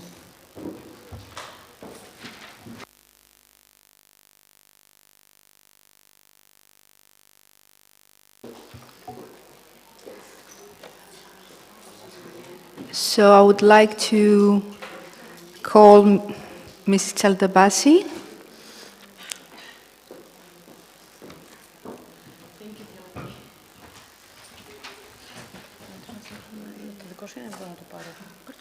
Okay. So, thank you all. I want to thank Dialekti. Dialekti is a great PhD owner in employability and human... The relationship between human resources and education. Yes, exactly what we were doing here in ERIAS. So it was really valuable to have her with us. And we hope to continue also our collaboration, not just in this panel. We would go further on to the next session, cross-sector added value. What actually did we achieve throughout the countries with the ERIAS project? It is really important to understand what was the added value that we had, not just internally within Greece, within Bulgaria, within Spain, but from one country to the other. I would kindly ask Mrs. Birgit Arends, Senior Project Officer in Eurochambers, to present to us ERIAS vademecum and multi-stakeholders approach. Birgit, we are glad to have you. We wish to have you also here physically, but we will have to deal with the online right now. So please take your floor and tell us about what are the results of the ERIAS vademecum. Thank you. Very much for your nice introduction, and a warm hello to everybody who was able to make it to Thessaloniki. My task this morning as Eurochambers Senior Project Officer is to present you one of the transversal results we have had within ERIAS. And I start sharing my screen with you now so that you can also benefit from the presentation that I will make. And I'm turning into presentation mode. Voila. So here we go. So besides the implementation of the ERIAS methodology in the different countries, we also had transversal activities. But really, before going into this and more precisely what we mean with the multi-stakeholder perspective and the vademecum of positive integration practices, let me share a few words more in general with you. We have heard this morning already a lot about the need for a sustainable integration of third country nationals in our labor markets. And I was very pleased to hear that this integration perspective is going beyond the labor market and includes the view of the human person which is behind it, calling also for a social and overall inclusion process. Now, this is also something that us as Eurochambers, the Association of European Chambers of Commerce and Industry, want to target within ERIAS, even though it is not our direct goal to cater for the social integration. We are focusing on the labor market, and that's why it is so important for us to have a multi-stakeholder perspective. Here, therefore, I present to you shortly the ERIAS action flow, which has three main pillars. First of all, an identification phase, then a training phase, and last but not least, allocation phase. The identification phase comprises quite a number of steps, as you can see on the screen. And this is not something that is done only by chambers of commerce. This needs already the involvement of all of the actors who are involved in the primary steps when an asylum seeker arrives in a European country and is asking for asylum to become an officially recognized refugee. For us, it is very important that the skills of these people are identified and that we know how to move forward, what kind of training we can offer them or what kind of jobs we can offer them afterwards. The second phase is the training. First of all, the language. It is imperative to be successfully integrated in the labor market to know the language of the country that you will be staying in. And we already heard about the susceptibilities or sensitivities of some of the migrants this morning, who either would like to learn the language of the country or who consider the country to be maybe a transit country and want to move on further. When it comes to the training, we have noted that it is important to have specific training for the people involved, either on-the-job training with professionals that help them, or when it comes to younger people, engaging them, for example, in vocational courses. And then last but not least, something that we have heard in the panel just before is the importance of entrepreneurship. Many of the migrants will see entrepreneurship as a viable option for them while remaining in the country. These two first pillars target really the refugees, while the third pillar also takes into account the employer's side. And this is just as important as dealing with the refugees and thus the job seekers. First of all, because it's those employers, it's those enterprises who will welcome the refugees, and they need help and assistance in going forward and informing people about what it means to hire these people, particularly if they have a very different cultural background. Bringing those businesses together into local networks, working with employment agencies to find vacancies, as well as supporting the businesses in the qualification and the training of the refugees in this case becomes very important. And that's all why we need this multi-stakeholder perspective. ERIAS is a multidimensional approach, and therefore we need the stakeholders from the different horizons to cooperate with each other. And this morning we have already heard different testimonials of cooperation. One from Sweden, for example, another one from Chalkidiki. It is good to involve the different stakeholders and useful because one cannot do it on his or her own. And you see the list of potential partners on the screen. Of course, it's not limited to those partners, but these organizations would be typically organizations that intervene in the process, at least for the labor market integration at some stage. Now, let me move to the second initiative that we did at a transversal level, which is the vademecum of positive integration practices.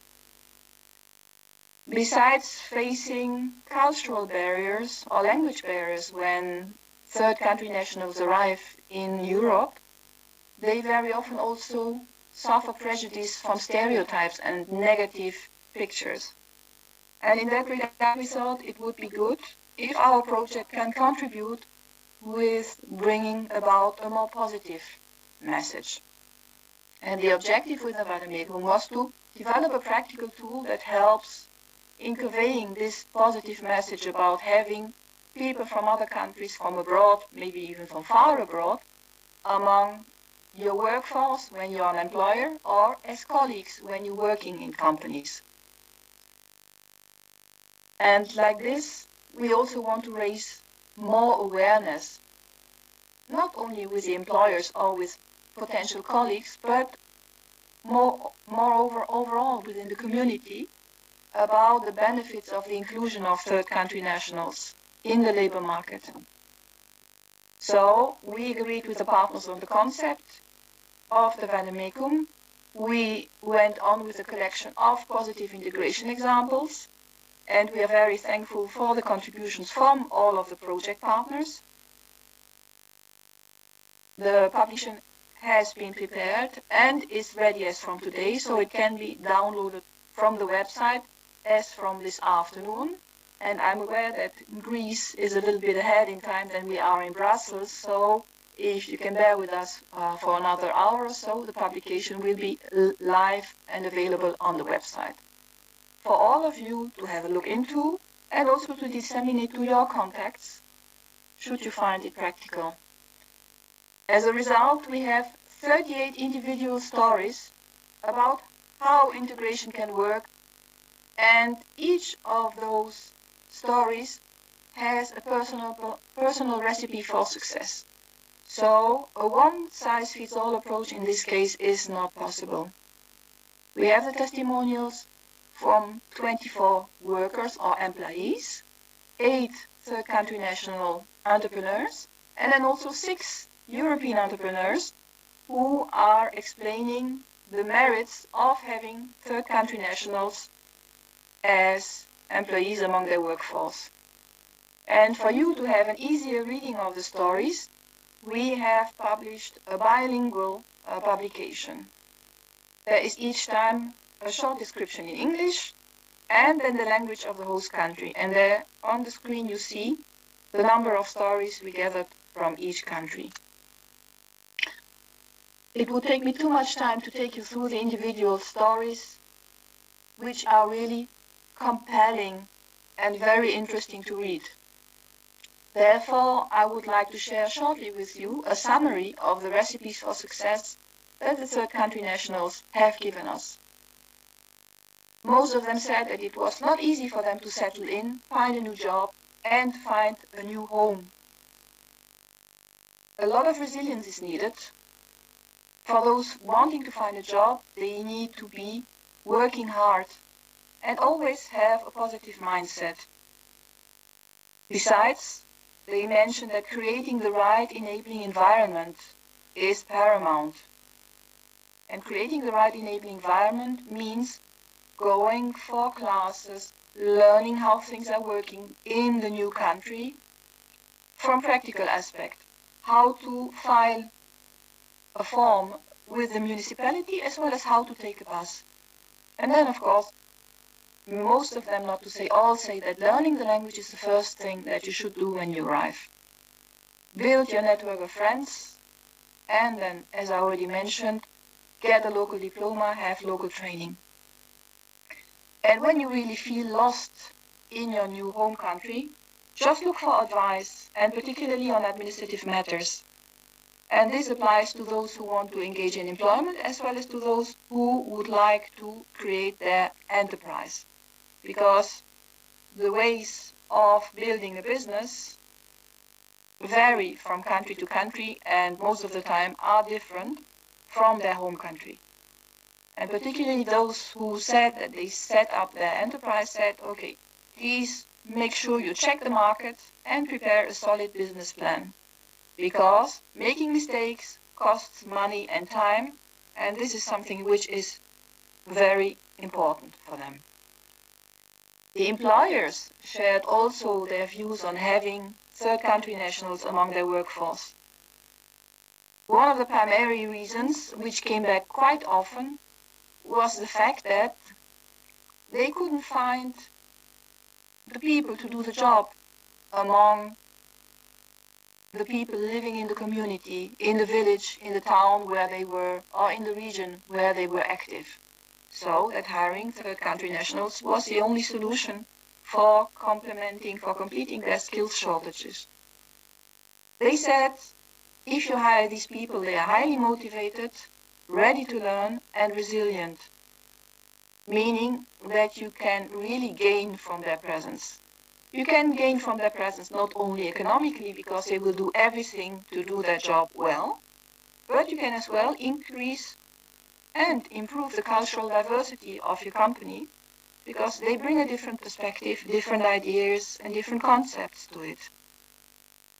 At the same time, they mentioned that integration is a two-way process, so that you, as an employer, need to be open. And of course, there needs to be a readiness from the newly hired employee as well to integrate and to adapt. And so the employers were giving their testimonial about the duration, saying that yes, people, when there is will to integrate, will integrate rapidly as soon as the hurdles are overtaken, and particularly the language barrier. But that in some cases, when there was no will for a person to integrate, he would not integrate even after having been there for a couple of years. And the last advice that was given by one of the employers was to look at the person and not the passport. So really consider the human person behind it and the factor contributing to it. With this, I would like to end my presentation, and I'm open and ready for any questions you might have. Thank you. Dear Birgit, thank you very much. I want also to congratulate you publicly, because it was a really difficult task to manage these projects on a distance. It is anyhow a very difficult subject that we were working on, immigration and labor policies and how we can integrate them, but also doing that during the COVID period, it was extremely difficult, and I need to congratulate you also publicly for your great project management of this ERIAS project. I would like to ask our colleagues, Anne Lesseur, International Mobility Manager, Faculté des Métiers from the Chamber of Britain, France, to tell us about the SMEs checklist that we have identified and developed during the ERIAS project. Just, Anna, would like please to have you for a short introduction, no more than 10 minutes, because we have been a little behind in schedule. And of course, we can discuss further on after the lunch break. Or we can get a couple of quick questions for you and Birgit, and then interact more after the lunch break. Thank you. Hello. Just to be sure, so you don't want me to do the presentation of the toolbox right now. I wanted to explain the process. Yes, please do the presentation as it was planned initially. Just try to keep it quite short, and we will take a couple of questions now. And the rest of the Q&A session will be after the lunch break, after the end of the panel 3 as well. Okay, so thank you very much for your understanding. Thank you. I share my presentation then. Of course, of course. Let's go. Okay, so a few words about this integration checklist. We worked on it in France. So the objective of the project, of this ERIAS project, as you know, was to facilitate the integration of the TCNs. Anne, you haven't shared your presentation, please. I haven't shared it? No, no. Oops, sorry. And until you find it, I would like also to thank all other partners and colleagues, of course, during the project. Our project manager for the whole project, Elena Marinotti, and for MAPER, project manager per work packages from all the consortium, and waiting on when you are ready. Okay, thank you, dear. Thank you, guest. Now it's shared. Thank you. Okay, thank you. So as I said, the objectives of the project were to facilitate the integration of the TCN on the labor market, And of course, we have identified that the companies are key elements in this integration process. They are really important in this integration. So we've worked on identifying companies and help them to host and hire the TCN. And the objective we had was to create a toolbox or a checklist for businesses, really business oriented, to be tested and adapted afterwards in each partner's country. The method was quite easy, but we had a previous experience with a European project managed by Eurochamber, which was AC for SME. That's why we could work on this project quite easily. So first of all, we identified projects about integration of refugees in our training centers and in our region in Brittany, western part of France. And then we identified companies and local or regional stakeholders already involved in such processes. And finally, we organized interviews to collect best practices, difficulties, and suggestions from the companies. Okay? So the outcome was to create this checklist. It's, I would say, a little bit more than just a checklist, because a checklist for me is something quite short, you see. That's why I prefer saying this is a toolbox in 2 chapters. Once again, really business oriented. So I will present it in a second file, what is the toolbox. But we have 2 chapters in this toolbox. What you need to know before recruiting a TCN as a company, of course. And once you've decided to recruit this third country national, how can you integrate this TCN in the company and host him, in the better condition? So the result of this toolbox is 15 fact sheets, mainly online resources, and with many online resources to go further. And then we did this toolbox in French, translated in English, and each partner's country had to translate it in his country, taking account the labor legislation and the economical environment in each country. Okay? So the toolbox is now available. So we have an online version. I will show it to you in a minute. And some printed edition also. I can show it to you. You see, it's just something like that. It's printed because we can give it to the company, so it's quite easy for them. They can see it, and inside of it you have different fact sheets, for the company. So that's easy to use, and this is a very practical tool. Finally, just before I show you the toolbox, to tell you a few words about the dissemination of this toolbox in France, in Britain, in France. So we gave it to our different regional contacts with the Ministry of Labor, of course, to the Chamber of Commerce and Industry, and also to different training centers and businesses who are used to work with those TCN, or who would like to work with those TCN. Okay, so this is the presentation of the project, let's say. Then I will just show you the toolbox. So you can, I hope you can see it now.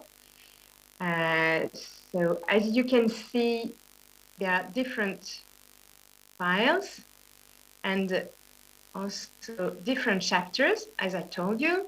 So what you need to know before recruiting a third country nationals. And all the toolbox is based on question and answers to the companies, because we thought it could be interesting to focus on many questions the companies can ask, and then we give them the answers thanks to those different fact sheets. So first column, you have the questions a company can ask, and then second column, you have the different fact sheets. And if you're wondering, for example, how are reception and integration organized in France, reception and integration of TCNs TCN, of course, organized in France, then you can press, on this little number 1, and then you go to the fact sheet with the different stakeholders who can help the companies. And then you go back to the menu, and what are the different status of the migrants. So you can press on this number 6, and then it drives you straight to the status definition and characteristics in France also.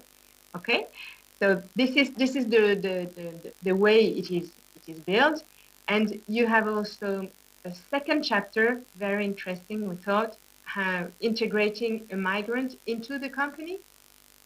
Okay, so there you have more questions about what are the benefits for the company. Then you click on this number 8 and you can read the fact sheet. What can I do to create a welcoming work environment? You see, so all those fact sheets are really practical. The third one is about cultural differences. So are you aware of cultural differences? Because when you host such an employee, it's not exactly the same than hosting a French employee, if I'm talking about France. And so you see, every questions are asked, and then you have the answers. So if you want to go in details on that, of course, this ERIAS toolbox is online, and you will be able to use it and to see more in details how it is built. So I thank you for your attention. I hope I did a great presentation for that. Yeah, thank you. Yes, it was a very nice and very thorough presentation. What I would like to ask you, Anne, is how do you feel that the entrepreneurs actually embrace the toolkit that we provided to them? The companies, they find it very useful, you see, and the 2 chapters are useful. I mean, the first one is really useful for them because we could see through the different interviews that many of them, they have questions about the labor legislation. They don't know,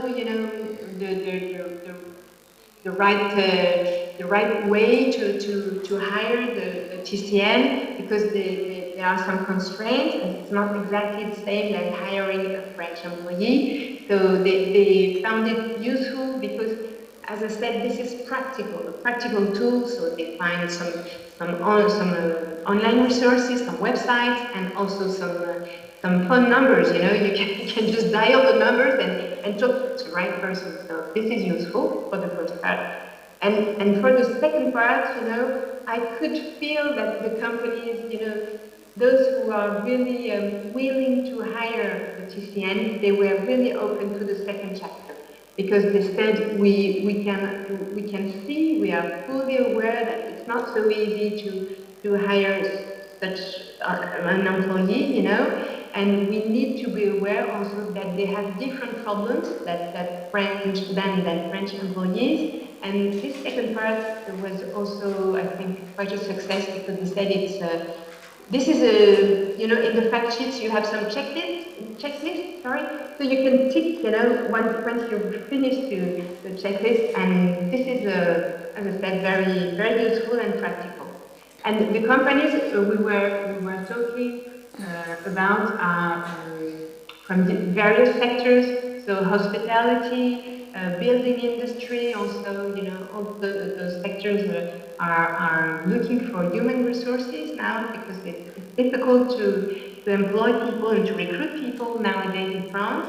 After this COVID crisis, we have problems with this issue also. So the companies are really interested to see that it's possible to have new resources, but those human resources they need to be more supported on various subjects, and that's why this toolbox was really welcoming company.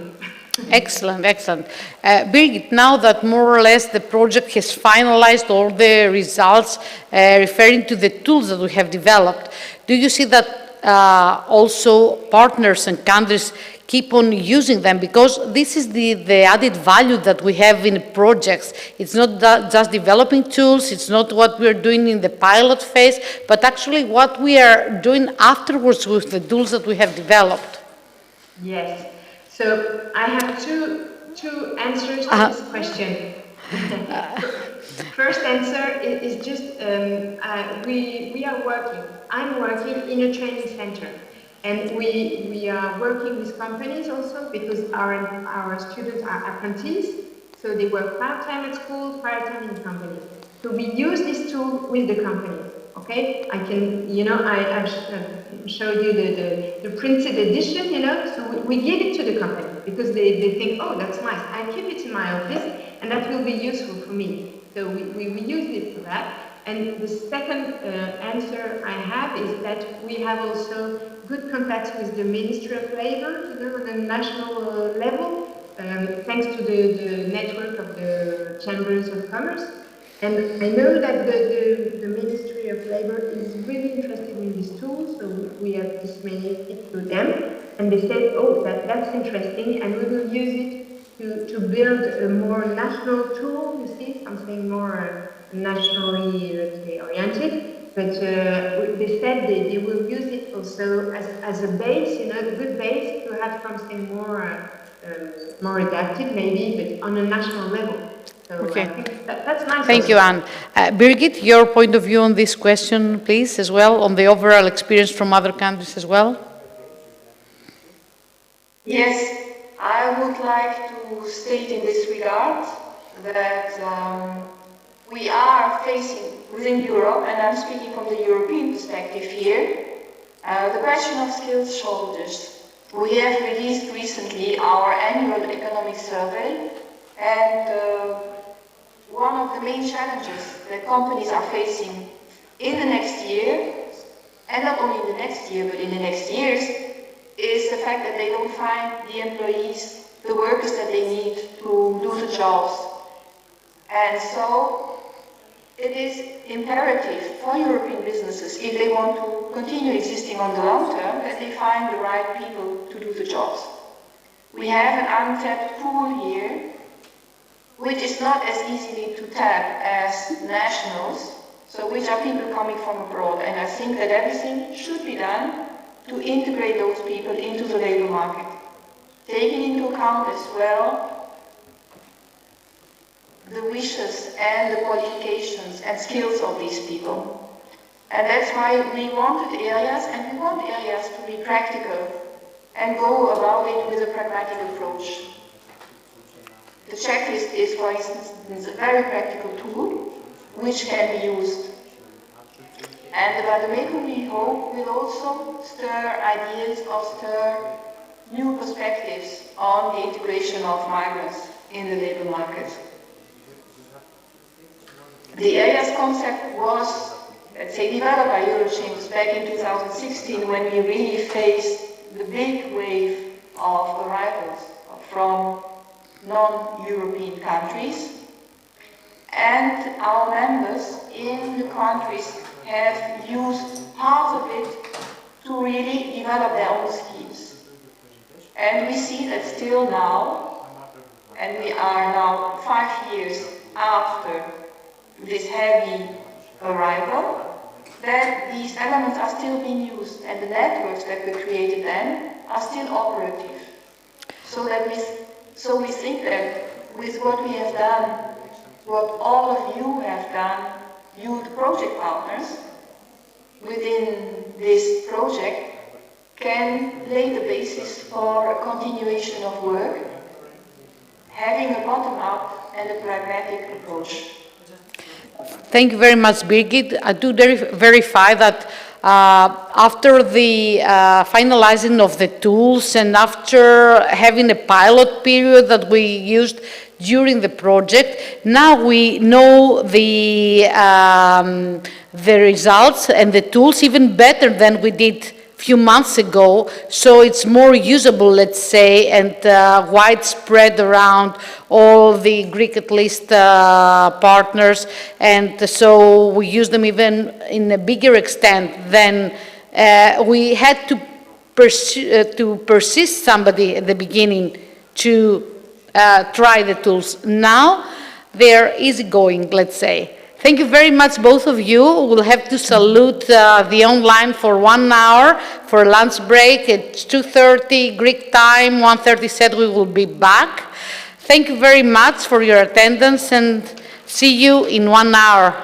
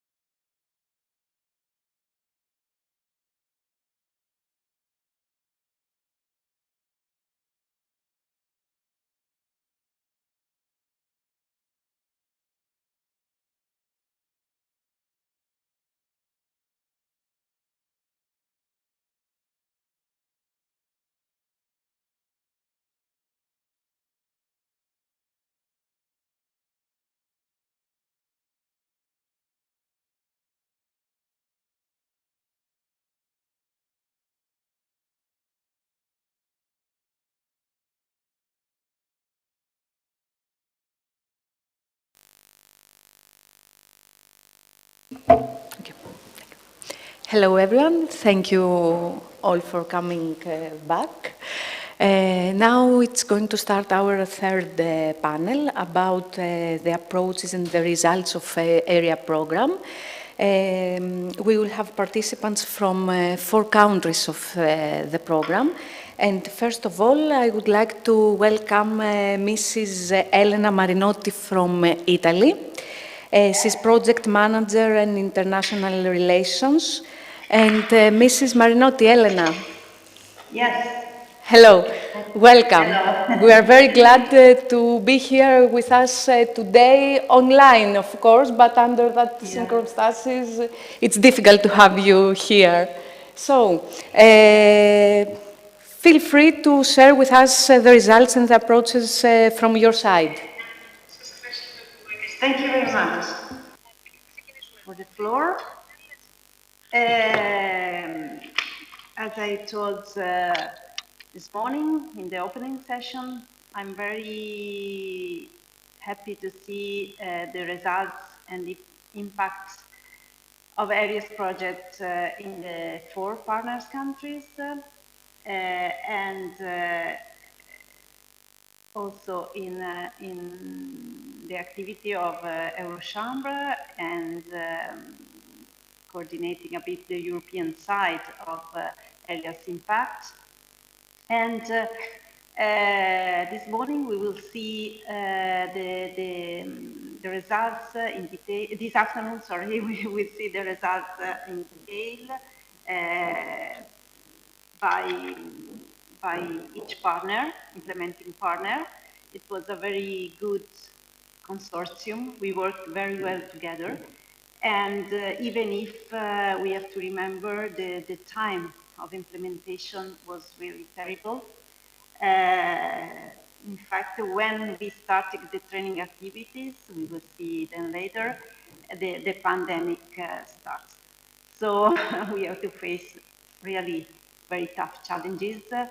But during all the implementation of the activities, the mood was very positive, and we never stopped to work. We identify new methodologies of working to reach our target, to reach our beneficiaries, and I think that the result you can see later is extremely significant. So I will talk about now of my experience in Italy, Milano, and where Formaper works with CISL, the other partner, Italian partner. CISL is a trade union confederation, the second largest in Italy. And here with the headquarter, Milan headquarter, we work very well together in fighting enterprises involving employers and design also trainings for ERIAS beneficiaries. So in Italy, the activities were mainly linked to the component of training, and also we had some transversal activities. In the actions related to training component were first the identification and selection of TCNs in our environment, to assess the market demand of workforce, the training needs analysis of beneficiaries of TCNs, and then the training courses for integrate TCNs into the labor market. Our indicator was to reach 50 migrants and refugees, but at the end we have reached 83 people, but the activities are still ongoing.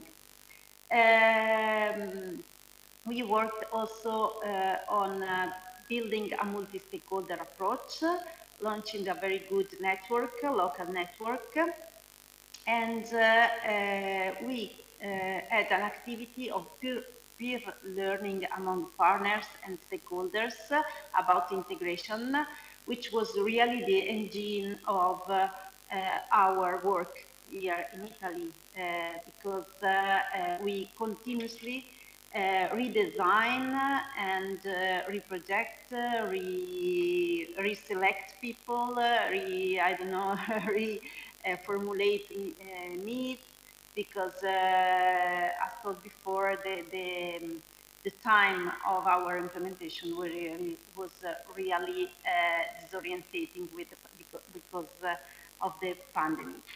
So the first component of the training was targeted at would-be entrepreneurs, migrant would-be entrepreneurs, and as you can see from the date, it started in December 19 and just before the pandemic.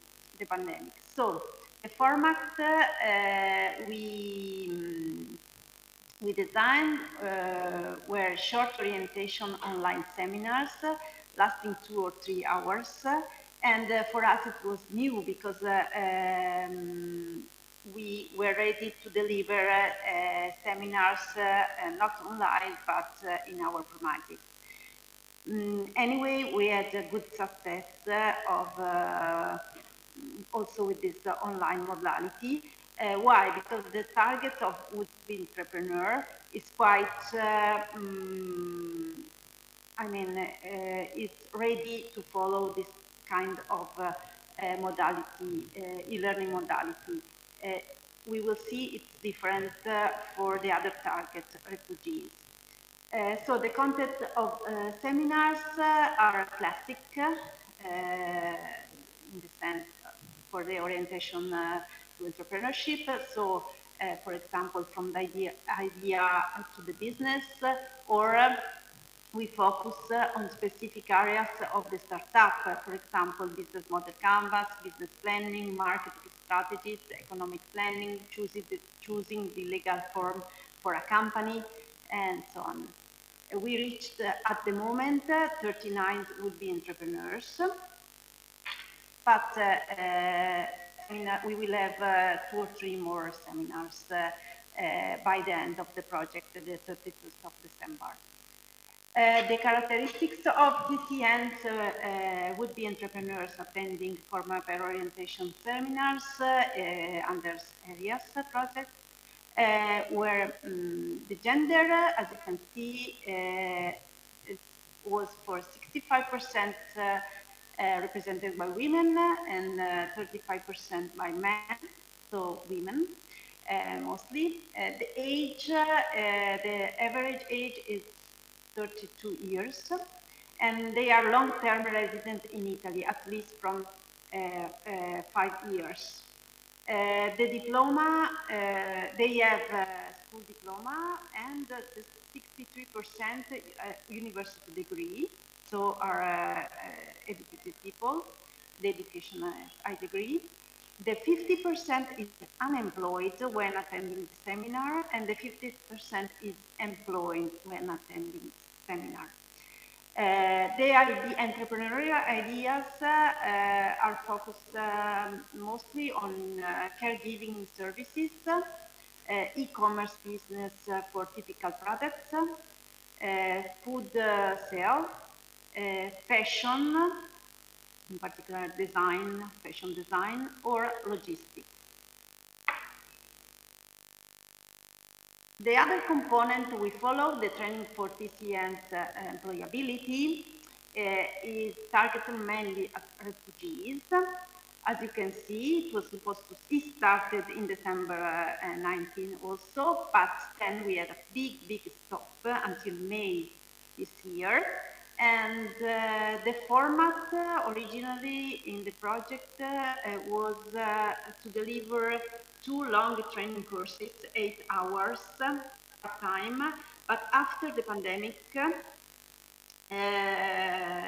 we redesign the modality, and we did shorter training courses for a lot of groups and we had to divide the groups because of the capacity of the training rooms.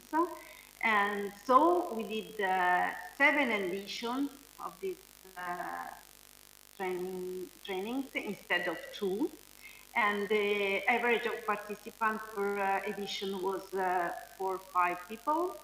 And the context were soft skills for employability, the general content.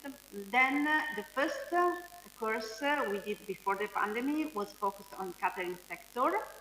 Then we redesign and according to a new need analysis, we did soft skills and job orientation for a group, then Italian language for employment and city development for other groups, and then at the end we concentrate according to the demand of municipality of Milan. We focus on soft skills for caregiving sector.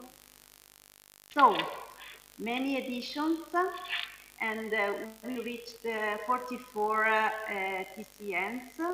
At the beginning, we thought we involve migrants in general, but at the end, most of the participants are refugees. So we fully reached the ERIAS objective in this sense, and the response was really big.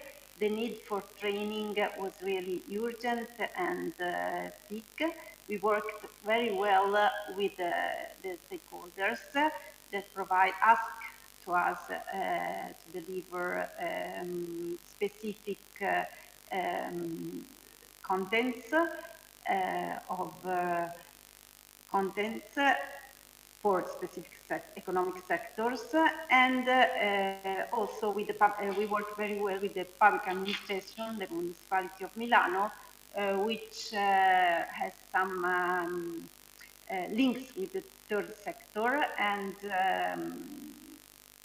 really can ask and know very well, they know very well the needs of the refugees in terms of employability, and so in this framework we design very effective actions for beneficiaries. We tasted also a new training program for us, which is more focused on the personal development of migrants and refugees in particular. And the aim is to facilitate the development of intercultural and global citizenship competencies to speed up the process of social and work inclusion. In this case, we organized training, selection through another stakeholders, migrants. It's a platform, it's organized with a platform of migrants. And we selected 10 very motivated people, refugees or asylum seekers, 5 men and 5 women. The age was 27 years old, and coming from West Africa and Middle East. We did, in this case, 2 full-time training days, and then, in this case, we organized a coaching for one-to-one with each participant, and then at the end of the path, one team coaching session.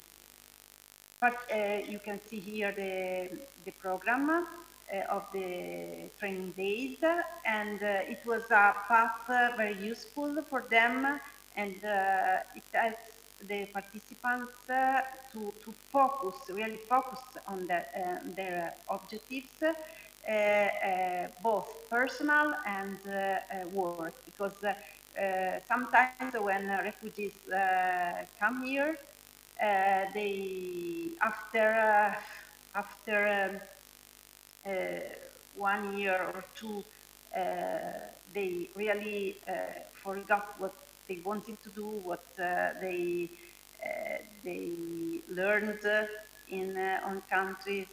So they are completely disorientated, and before to be put in the job market, launch in the job market, it's very helpful for them to consider really the priorities, the project again, and this path was really helpful for them in this sense.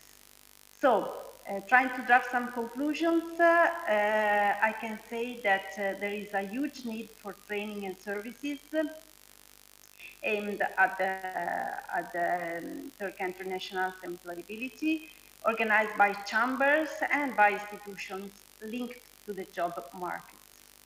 Each initiative must be conceived considering the profiles, the stories, and the competencies of people involved for an effective job orientation, taking in consideration also the multicultural attitudes of people and sensibility. The success of the initiatives, meaning the integration of TCNs into the job market, is strongly connected to the capacity of creating networks with the third sector, the public administration, and the local business community.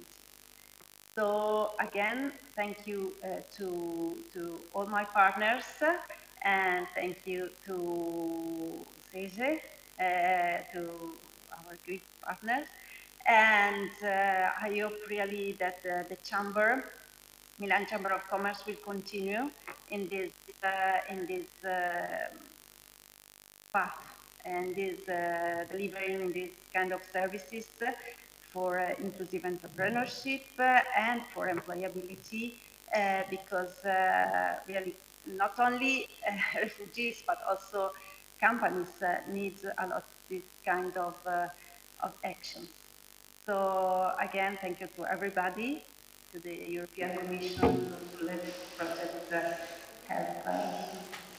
be implemented. Thank you, Elena, very much for your presentation in detail about Italy's results and approaches. Thank you for being our first stop in this journey in participating countries of ERIAS program. And now I want to welcome Mrs. Nasia Ioannidou from our second stop, Greece. Mrs. Nasia Ioannidou is project manager of SEGE, Greek Association of Women Entrepreneurs. Mrs. Nasia. Thank you, Christina. I'm really happy to be here and to be able to show you what Greece did during those 3 years of implementing the ERIAS project. I was involved in the project since the beginning, so it's very important for me to be able to say what we have achieved. So by starting, I would like to let you know that on behalf of Greece, 3 partners were actually part of the ERIAS team. The Greek partners were responsible of Work Package 5, and it was Greek Association of Women Entrepreneurs as the leader of the Work Package. It was the Chamber of Chalkidiki and the Technical Institute of Heraklion Chamber of Commerce and Industry. The objective of our work package was to train and to support third country nationals using the ERIAS methodology. The main expected outcome for us was to achieve integration of third country nationals into the Greek labour market in cooperation with employers and social and economic actors.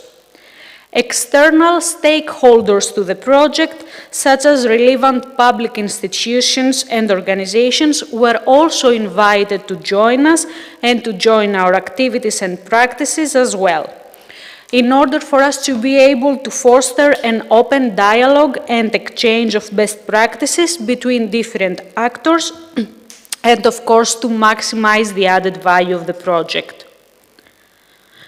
But before going in depth to the results of Greece, I would like to say a few things about the foreign population here in the country. So, according to the data disseminated by Eurostat on population demographics on 2019 and 2020, Greece's annual data on the total population was approximately 11 million. Greece's annual data included those 11 millions, and out of those we see that 831 was non-nationals. Also, out of them, the 635,000 were non-EU 27 country nationals. And of course, during the last year, the arrival of migrants and refugees was approximately 1 million. So, until the last 15 years in Greece, there was no recent, coherent and complete policy about how those people coming into our country would be integrated into the labor market. However, the mass migration during the 90s led actually to a national policy creation. So, we developed a context for the comprehensive social integration of third country nationals. In December 2020, according to international organization Migrants data, the migrants who arrived in Greece actually managed to arrive through land and through sea. The Greek society has been transformed because of the migrants being included into the country, and now we are facing a new reality about a multicultural society. So, for us, it was pretty important as a country to be able to provide those services for those countries to be integrated and for those people to be able to participate in the society and to be able to have a decent work and a decent life here. So, having in mind the migration flows and the percentage of foreign population in Greece, we developed our work package accordingly, and we separated into 5 main activities: research, skills identification and preselection of candidates, creation of IFOM points, online training curricula and providing online trainings, mapping of labor and skill needs, and identification of enterprises willing to employ refugees. Going through each activity separately, I would like to start with activity 5.1, which was the research. The first level of the research activities in Greece consisted of an overview of already existing tools for the validation of the competencies of third country nationals in the country, and on how these tools could be complementary to the EU skills profile tool for third country nationals. The first level included information about the governmental policy regarding migration, about the validation of competencies in Greece, so about the educational system, formal and informal learning and the recognition procedures, and the available skill assessment tools like EU initiatives, national initiatives, and also private initiatives. The second level of our research included the development of a survey with the objective of identifying, collecting, and analyzing best practices and ad hoc data about third country national skills and about their employment background. The Greek partners managed to gather and analyze data from 62 participants that obtained from a survey based on the EU skills profile tool for third country nationals. The survey, of course, was not intended as a recognition or authentication tool, but served as the basis to define the content of the training activities of the ERIAS project here in Greece. The second level of research also contained information about programs and policies in the fields of labor integration, about best practices that could be replicated, about background of the research report, and of course contained the survey's analysis.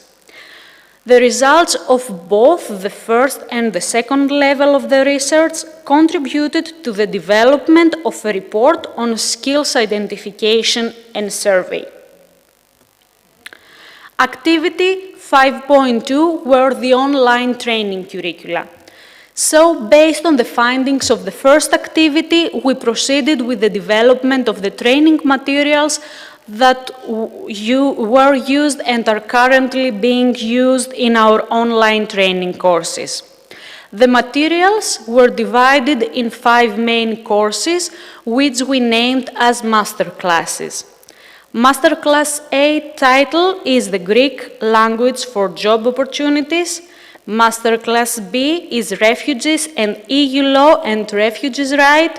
Masterclass C is Assessing Skills, Knowledge and Resources.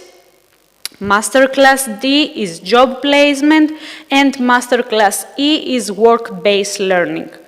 All the courses are based on non-formal learning methodologies, including, of course, the development of an e-learning tool. After, of course, the finalization of the training curricula materials, the Greek partners developed an online training platform, which we can find at elearning.sege.gr. The online platform is addressed to third country nationals with the main aim to prepare them to access the Greek labor market as soon as possible. All the educational materials that we created are provided through the online platform for free for everybody to be able to interact with them. Activity 5.3 are the info points. So our idea was actually to create info points near the reception and identification centers, also called hotspots, where, of course, migrants and refugees reside, with the aim to provide legal and other essential information to increase awareness about migrants and refugees and their rights, their employment opportunities, and other initiatives, as long as training classes and other free classes provided. Also, to eliminate the misinformation from people who exploit the current humanitarian crisis. But of course, as Elena already mentioned, unfortunately, the ERIAS project was hit by the COVID-19. So, activity 5.3 was one of activities that we needed to redesign because of the circumstances. So the Greek government actually, in order to reduce the congestion in the reception and information centers for migrants and refugees, put those camps on lockdown. The measures, of course, included suspending all special activities and facilities in the clubs, including non-formal schools, while no visitors, including members of aid organizations and agencies providing essential services, were not allowed. Following, of course, the government's directives, we decided to structure the info points in our premises in order to provide all the above-mentioned services with safety. Therefore, we proceeded with 3 info points that were identified in 3 different regions. The first info point is located in the region of Central Macedonia, in the premises of Greek Association of Women Entrepreneurs. The second is located in the region of Chalkidiki, in the premises of the Chamber of Chalkidiki. And the third one is located in the region of Crete, in the premises of the Heraklion Institute of the chamber. Also, inside our e-learning platform, we also integrated a blog where useful information are uploaded and are shared freely. Activity 5.4 was the mapping of the labor force of Greece. So we in Greece conducted actually a research in order to identify the current employment opportunities and the needs of the enterprises. The research included online questionnaires along with face-to-face meetings with representatives of the business sector. We gathered more than 200 answers from all around Greece, and the majority of the participant companies, almost the 80%, have a workforce of up to 30 employees. So actually there are small and medium-sized enterprises. One of the main findings of the research was that participating companies, so over the 67% of them, didn't care about the nationality of their employees as long as they have the adequate competencies. Regarding the educational level of their employees, the participating companies stated that they require a basic level of educational background. Lastly, they showed the high interest in training activities for themselves and also for their employees. When asked in the reliable question, 47% of them answered that they are moderately interested in participating in training programs, while 35% said that they are very interested, and the 80% said that they were extremely interested in training opportunities for both them and their employees. It should be noted that none of the participants answered that they are not at all interested, and only one said that it is slightly interested. For this activity, cooperation was also sought with Greek public bodies in the field of vocational education and training and work-based learning, such as the Greek Ministry of Education, Research and Religious Affairs, and the Manpower Organization of Greece. Our final activity was the identification of enterprises willing to employ refugees. The Greek partners are still working on the finalization of a list of enterprises which are in principle willing to employ third country nationals and develop a common network. Those enterprises are linked to the participants of the master classes and the training activities that we provided, with, of course, the overall goal to employ them. Employers are reached through the database of SEGE, the database of SEVE, the Greek International Business Association, and other employers' association and business support hubs. The selected employers are involved in the adaptation of the integration checklist to the Greek context, which was presented previously on an early session. The final list will be shared with the Manpower Employment Organization of Greece, as well as with other employment initiatives, either they are targeting directly third country nationals or not. It was pretty exciting for us to be able to implement such activities and to be able to work towards the labor integration of third country nationals in Greece. I'm really happy personally to be able to be part of those excellent projects. I would like also to thank all of our other partners that help us through the procedure. And I would be gladly like to thank you all for being here today with us. Thank you.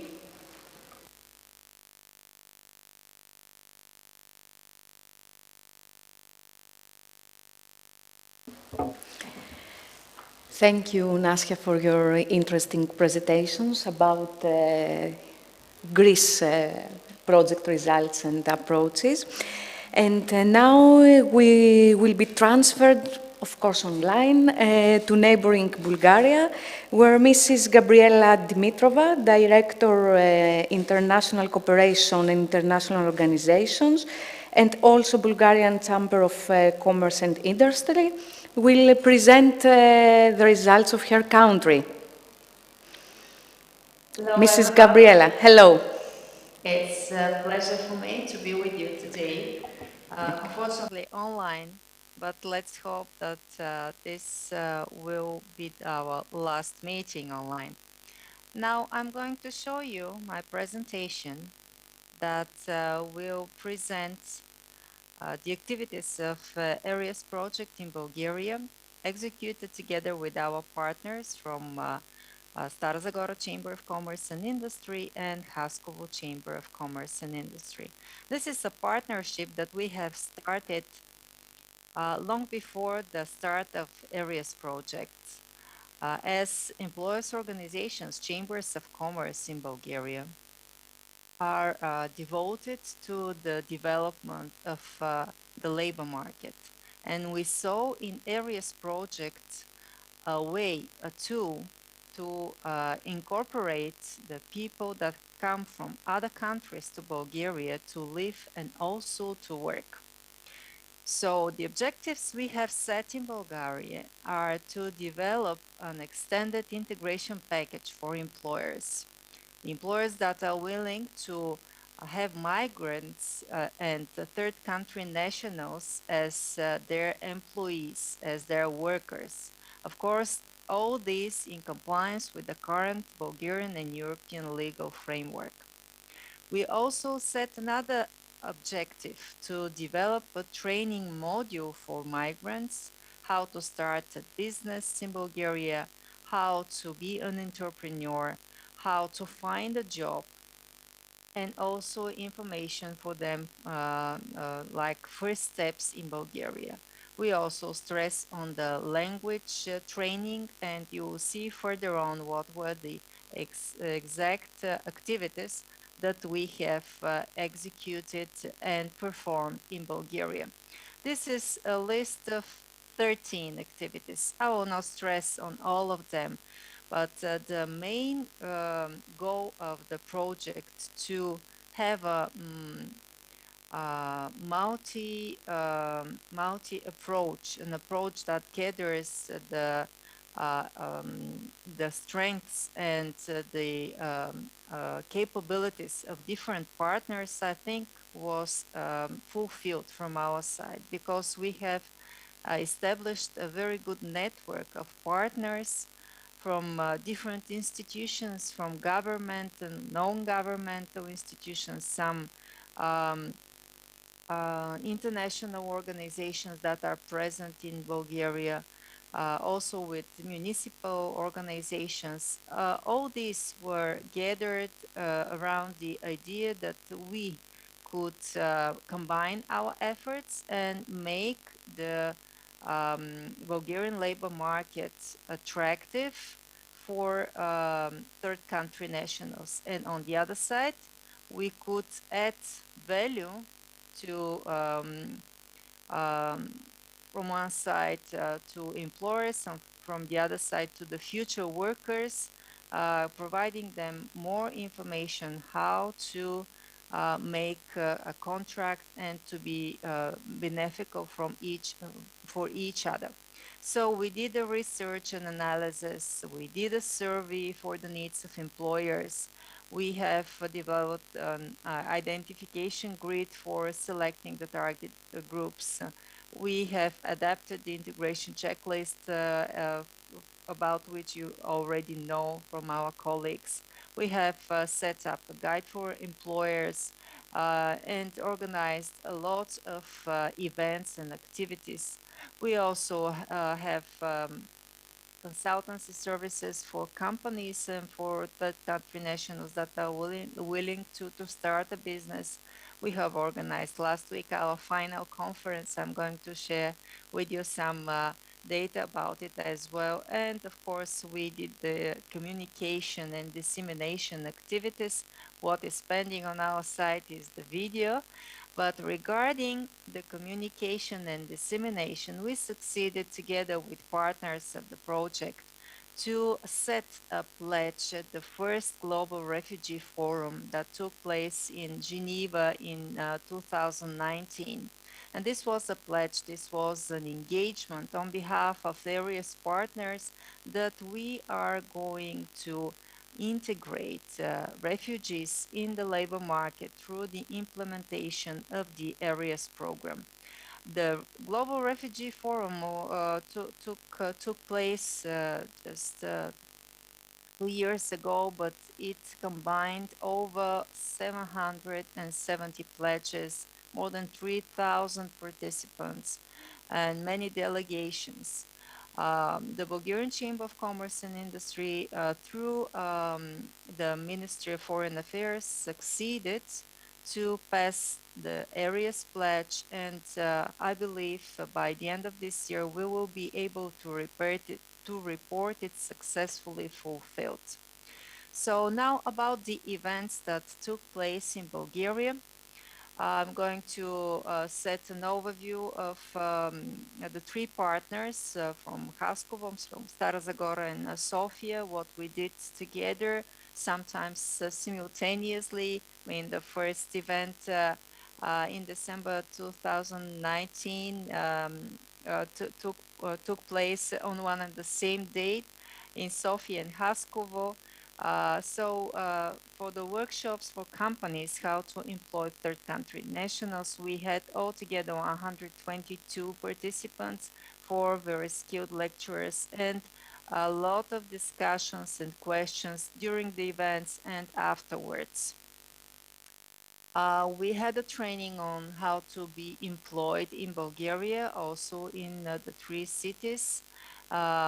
We had altogether 62 participants, excellent feedback on behalf of them, and a lot of useful information passed regarding how to be registered in the labor office, all the necessary documents, the regulations, what do people have to present as their qualifications, and so on.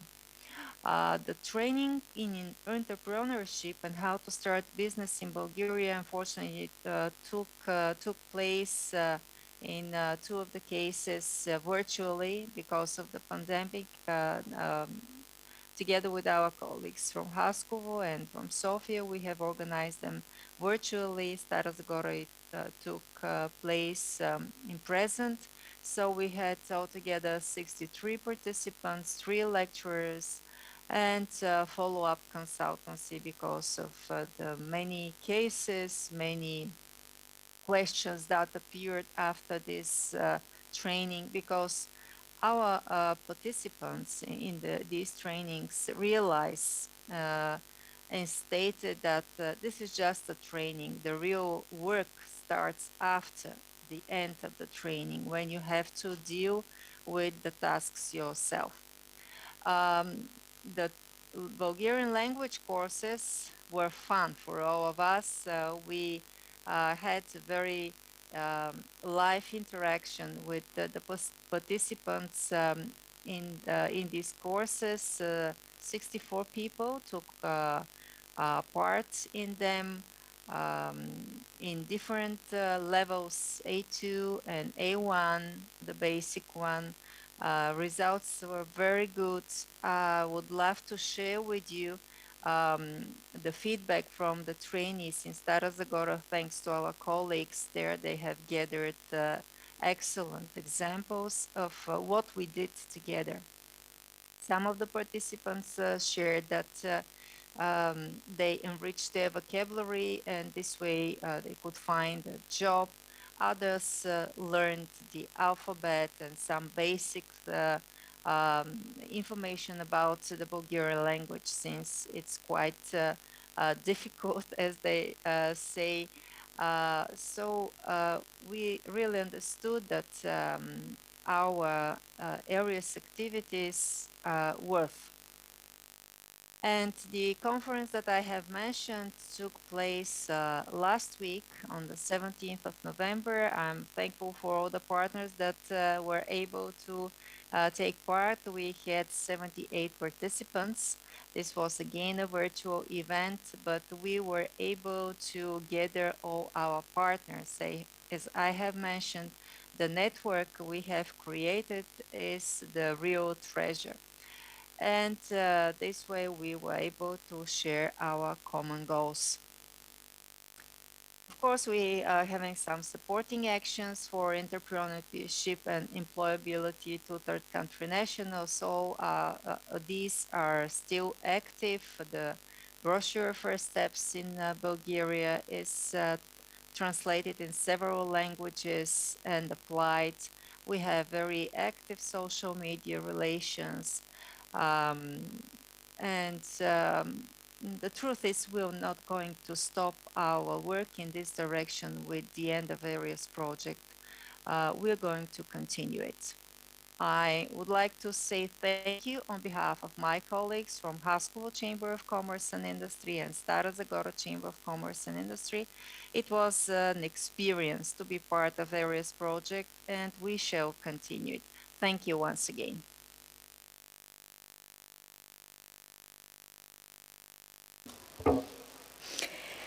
Thank you, Gabriela, for your interesting presentation.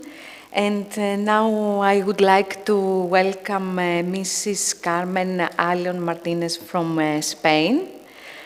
So she could present us the results and the approaches of her countries as participating. Carmen, do you hear us? I think your microphone is closed. Oh, just a minute. Can you hear? I think it's open right now. Good morning to everyone.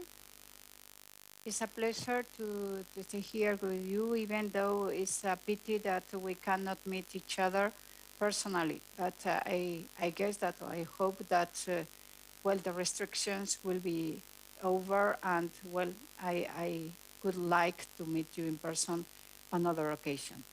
So thank you to you all, and yes, since I am the last one, I will try to be brief, but also to give you a global approach and a global vision of what we have done in Spain. So, as my colleagues mentioned before, this is a very, well, ambitious project because we were a lot of partners from 6 different countries, working together and just, well, sharing our experiences. And also learning one from each other the good practices and trying to be and to work together to support the TCNs integration and, well, TCNs, the third country national, and refugees into their European countries. So this holistic methodology covering from the analysis in each country to the capacity building and advice to the TCNs, third country nationals, and also to help them to be either employed or to create a company. This is a very holistic and useful approach, and I think that, well, we have been able to help TCNs, but also, third country nationals and refugees, but also we have learned a lot as institutions, and it's been a good experience for us. In the case of Spain, we started, we have organized, well, some activities regarding the training of third country national and refugees. We organized 6 seminars in 2019-20. Oh, sorry. We started with organizing some workshops in order to mobilize stakeholders. So we organized 3 workshops in face-to-face and the 4th workshop online because of the pandemic. We were able to mobilize more than 100 people and representing 65 stakeholders at local level, working with municipalities, regional level, and also at national level with the ministry, responsible ministry for migrations. And we also have the collaboration of NGOs. we also in Spain try to help the third country nationals to fill the European Union skills tool in order to prepare a CV or just to identify their competencies. So we identified that most of the third country nationals that use the European Union tool had a primary level of education and have different areas of interest, most of them trade or administrative tasks, but also some professions like a plumber, construction, or cycle. The assessment of the European tool was proof that it was very difficult for them to be used directly by the refugees or the third country nationals. And in this line, the help of the chambers, the Spanish chambers, was very well valued and also helpful for them. It was worth helping the third country nationals to use this tool. Regarding the next activity, first, as I mentioned, we help them to approach stakeholders and to do some peer-to-peer with the stakeholders. Second, we started to help them to prepare a curriculum. Then we organized some training seminars in order to reinforce their capacities, either to be employed in the most convenient sector, the most demanding sector for them, such as the retail sector or the restoration sector in Spain, since we have a lot of tourism and tourism facilities, restaurants and hotels that hire third country nationals. And finally, in some cases, we supported also entrepreneurship. Why? Because we found that many third country nationals coming from South America were prepared and wanted to create an SME, even if it was, a small and medium company, but even if it was very small, they were ready to start an activity in Spain. So we organized 6 seminars, 3 in the Balearic region, with the collaboration of the Chamber of Mallorca, and 3 seminars in the region of Valencia, with the collaboration of the Chamber of Valencia. The first ones, the Mallorca, were focused in entrepreneurship, and in the case of Valencia, they decided also with the collaboration of an NGO, they decided that it was convenient to offer the TCNs and the refugees taking part in the seminars the possibility of obtaining a certificate for food manipulation. Why?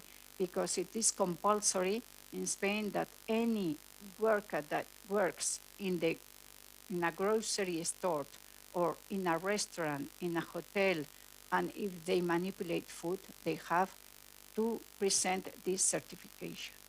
So in Valencia, all the seminars were organized talking about soft skills, administrative proceedings about entrepreneurship, but also to obtain this certificate for food manipulation. The conclusions and the results of the seminars were very good. The level of satisfaction of the TCNs were high in the sense that the third country nationals highlighted the support offered by the chamber, not only with the training activity, but also the help in order to learn all the proceedings about the work permissions and the resident permission, but also all the proceedings to open a business. And from the teachers, the comments highlighted the good attitude of the third country nationals and how most of the participants were willing to open a business. So the questions were very practical and their attitude was very good, in order that they wanted even to obtain more information about sector-specific activities. Another activity that we developed in Spain was, as it was mentioned before, to collaborate with the Chamber of Britannia to prepare this toolbox box for companies willing to hire TCNs. This was a guide that we translated and adapted, taking into account the legislation and the particular situation of Spain. Here you can see the structure of the guide, and we distributed among sector associations, some different federations, some even the third sector, I mean NGOs, they distributed the guide also for the third country nationals and the refugees in order to be informed. And also we collaborated with the ministry, the responsible ministry for migrations, in order to prepare the guide with a very real approach and very close to the market. It's always protected the rights of the third country nationals in our country. Another activity that we developed was just to organize visits of those third country nationals that didn't want to open a business. We organized some different visits to have meetings and to meet managers in different areas just to be able to present their professional profile and trying to get also the feedback from the managers of the companies in order to be hired or recruited by these companies. So here you can see the visit in Valencia. They organized a visit to Merca Valencia, that is the big market for food, where retailers go to get all the food that is offered in the small shops or in the supermarket in Valencia.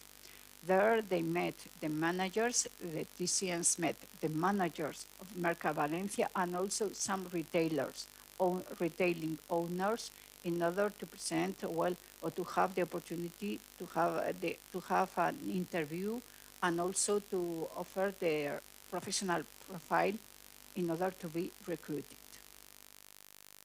And the final activity that we have developed in Spain is just the support and advice that the chambers offer to the TCNs to open a business. So under the framework of this project, of the ERIAS project, and during the period of the project, in the case of Valencia and Mallorca, 40 TCNs have created a company. Of course, it's not a big company, it's a small company. In many cases, it's just a craft shop, a grocery store, a small restaurant. In some cases, they are careers. They have opened a hairdresser, or even they have started to work as a childcare, but on their own, as a company. And also finally in the building sector. But thanks to the support offered by the chambers, these 40 TCNs have opened a company. So as I explained before, the experience has been very beneficial, not only, for the final beneficiaries, in this case, TCNs and refugees, but also for the chambers, because, chambers have started to work with the NGOs, supporting and offering their advice and their help when refugees and TCNs came to our country, or they come for the first time to our country. So this mutual collaboration has been very beneficial for all of us. So thank you. You can see some good stories that we have sent in to Eurochambers to be published in the Vademecum, in the ERIAS Vademecum. And here you can see the names of some persons that have been helped and supported by the chambers, and they have started to work. We sent the story of TCNs, and you have here their pictures. And many thanks for the attention. And I hope that this program and of course our activities, as our previous colleagues, my previous colleagues from Bulgaria, Italy, have stated, and in Greece, since the activity has been very beneficial in our view, in the view of the Spanish chambers, our intention is to keep this line of work durable and sustainable in the future. Thank you. Bye. Carmen, thank you very much for your interesting presentation. I would like to ask the audience if there is any question about the approaches and the results as they are presented today. I think no. Of course, all of you can visit the ERIAS project website, erias.org. On the website, you can find details about the participating countries and, of course, of the project's results.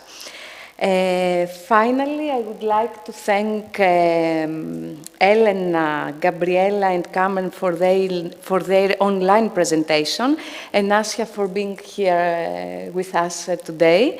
Thank you all for these interesting presentations of the project. Thank you very much.